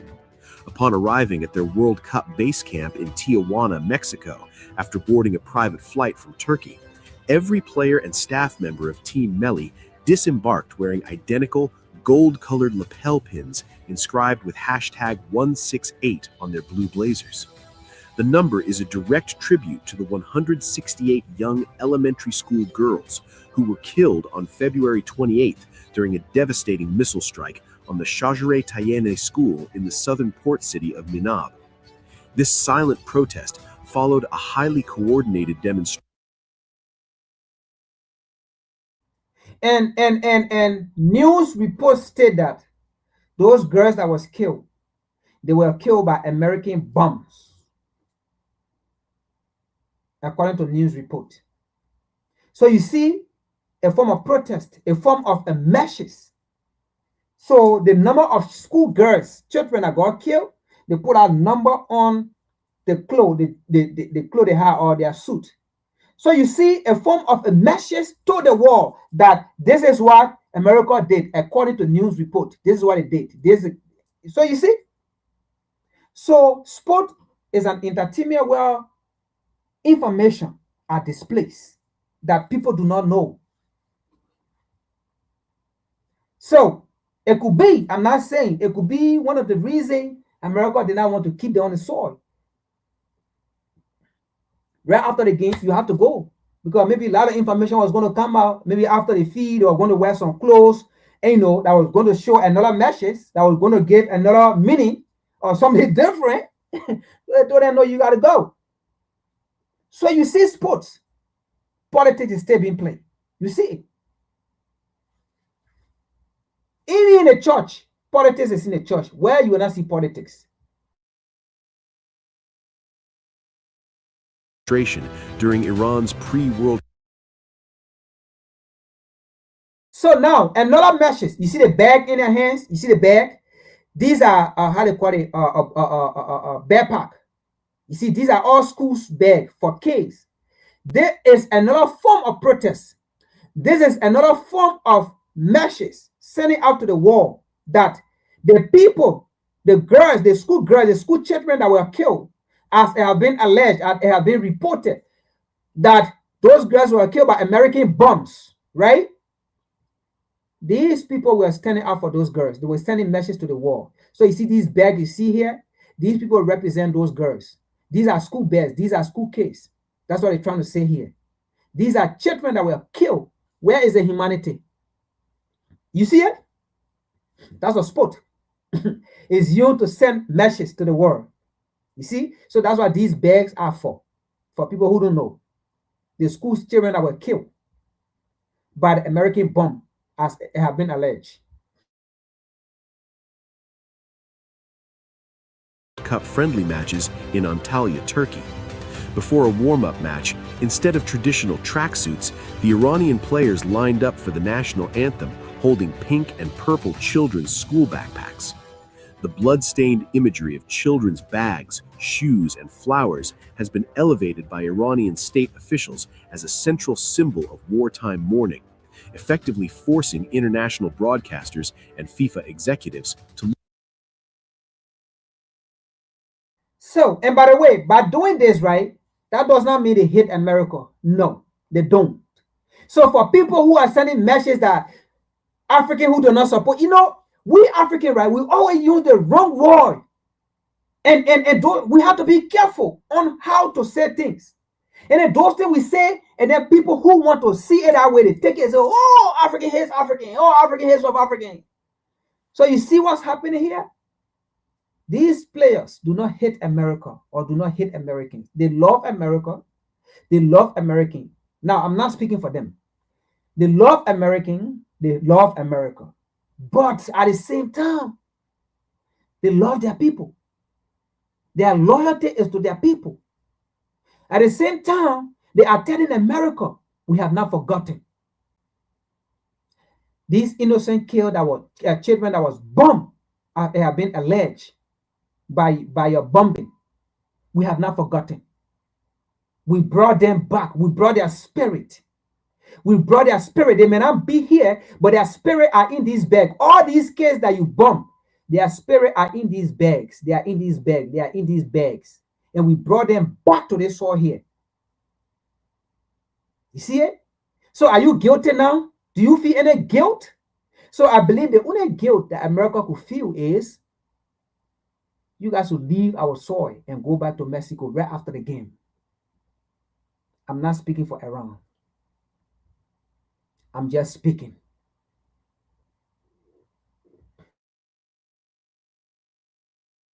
Look at the human toll of the conflict.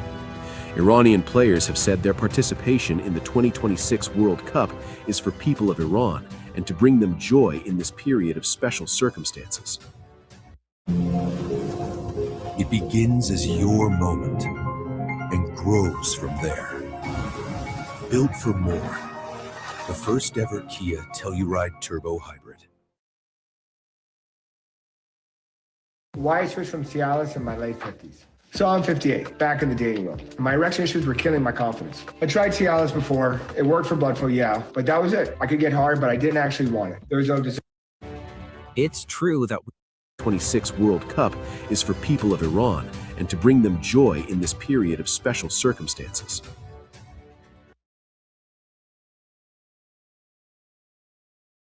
So we're going to end here, but this is what I'm going to say with our last statement, right? They said the 2026 FIFA World Cup in the United States is about the people of Iran and to bring joy to the people of Iran. Right? Now, in the same way, the 2026 FIFA World Cup in the United States, where Africans, for the very first time, for African both home and abroad, not to support an African team in this 2026 World Cup, which is South Africa, was not a hit to South Africa. But it was for the people who have been humiliated. It was for the people who have died, who have been killed, who have been unalive in South Africa. But these useless and meaningless attitudes of Black South Africans against other Africans in South Africa. It was for the people who their shops were being looted and taken away from them. It was for the forceful removal of people, legal immigrants in South Africa, who were removed from South Africa, who have lost their business or businesses that they have paid decades, that they have paid 10 years ago, 15 years ago, that they were established. It was for those people. That protest was for those people. Once again, this is Frank. I am your host. This is the Revolutionary Repatriation Educational Lecture Series aspect of WCC. Once again, thank you for tuning in. Please share, like, subscribe. After that, you can go in after the show, put your comment, what you like, what you did not like, what we can improve on, and stuff. So let me read some things here before we leave. At least, let me read something here. So it says, International Sport Press Association said it is unacceptable that accredited Iranian and African journalists have also been banned on arrival. FIFA response: host government determine who contact US. So according to what was written here by Sonny is saying, after that happened, this was the response of FIFA. So as you can see here, he put it in quotes, in quotation, right? He said, FIFA respond, host government determine who enter the US. So that was saying, right? So basically FIFA is saying they do not have authority over the United States immigration system or the United States immigration, how do you call it, policies or foreign policy or whatsoever, right? Now, African people, you guys listen to this. I'm just saying this. And like Sonny said here, right? And I've been saying here, am I against America for that decision today? Absolutely not. I'm not a government. No, I am not a government. I am not a system. For some other reason, I do not know, right? Myself, I want to be protected, right? But what I'm saying here is, right, and I believe most of you will agree with me. Had this happened on the African continent, this was never going to be FIFA response. Had that happened on the African continent, where an American journalist was detained and sent back, where African, let's say American players were humiliated at the airport, like how they did it to the Senegalese players, this was never going to be the response of FIFA. You know what? Because the American government was going to pressure FIFA. And FIFA was going to release statement that even though you have your country policy, right? I'm just saying this. Even though you have your country policies or immigration system, but this is sport. So let sport be played. These people are coming here because of us. These journalists are coming because of us. So they are clear. I believe FIFA was never going to say the host government or the host country determine who enter their country. FIFA was never going to say that if that was an African country. Now, somebody may ask, but Frank, why do you think FIFA was never going to say that? You see,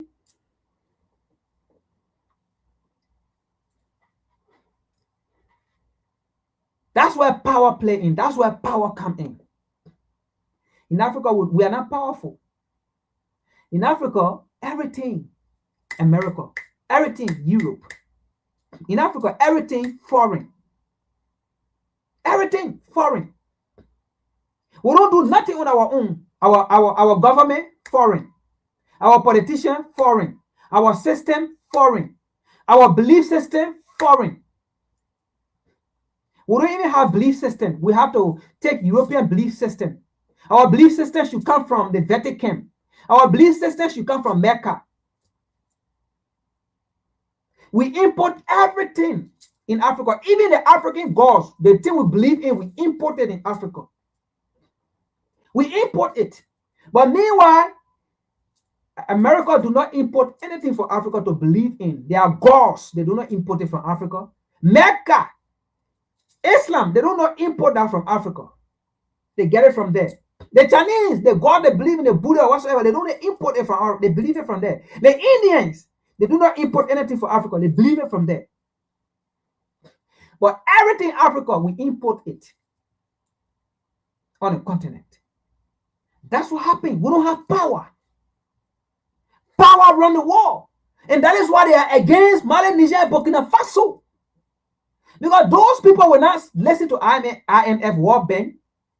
Those people will tell IMF to hell with you, to S with you, to be with you.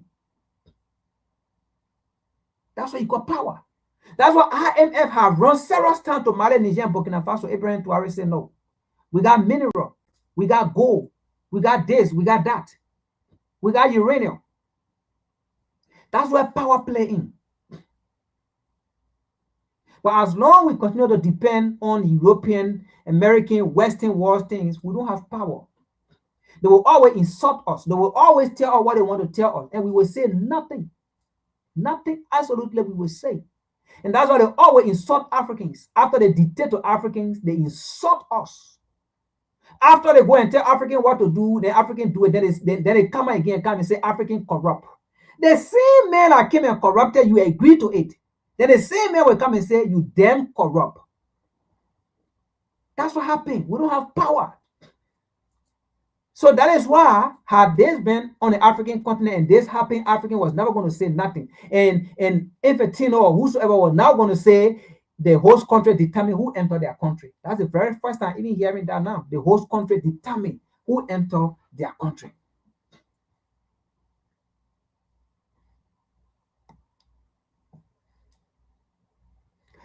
Iraq team photographer was detained for 10 hours and deported. Imagine that. Due to classified information. Anyway, we don't know that classified information.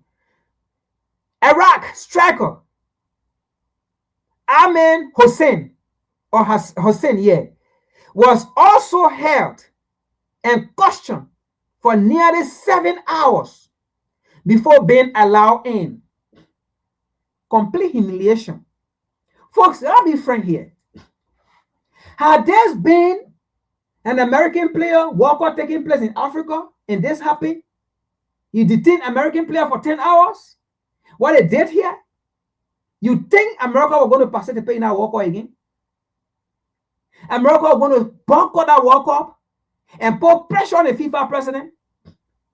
And the host nation of Africa was going to be in trouble.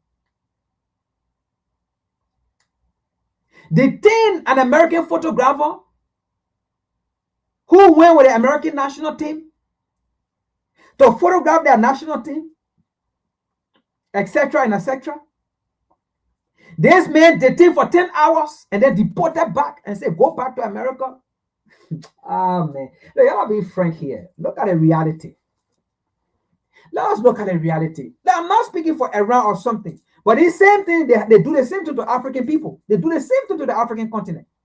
They do it to us. So that's what I'm saying it. So imagine American journalists went on the African continent, the walkout taking place 2026, and they go to the airport and they detain the American journalist for 10 hours, and then they deport him back. Then the United States struggle, they detain him for 7 hours. You think they're even going to allow that tournament to go on? They're going to come back. After they play, imagine Mali, Niger, or Burkina Faso say, you know what, United States, you're leaving. After the game, you got to fly and go to the nearby country. You're not staying. Come on, man. Look, y'all know what's going to happen? Come on, man. You know what's going to happen? Anyway, it is what it is, man. It is what it is. We in here, folks. Thank you for tuning in. Share, like, subscribe. I will see you on next week. This is WCC Peace. I love you all. No hate. We just come here to educate, to talk about the reality. It's about opening the minds of Africans. That's all we discuss here. Like I said, at the end of the day, Euro will do what Euro do. America will do what America will do to protect America. Which is true. You think I'm going to come here and say all the thing they're doing is wrong? I beg you, man. My point here is we should do the same damn thing on the African continent. It is time.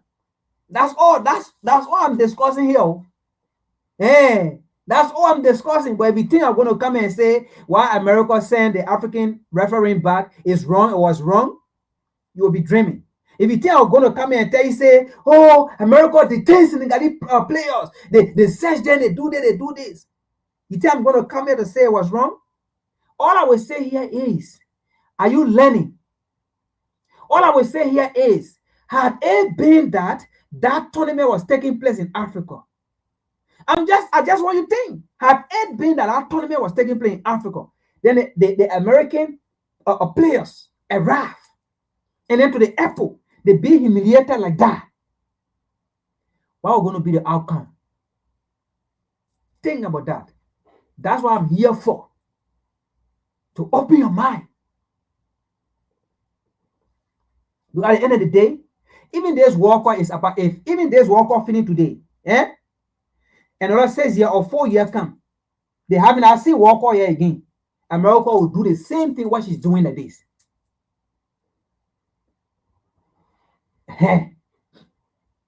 Europe will do the same thing. Your African president didn't come here. They put in boxes just like sardine. They start everything.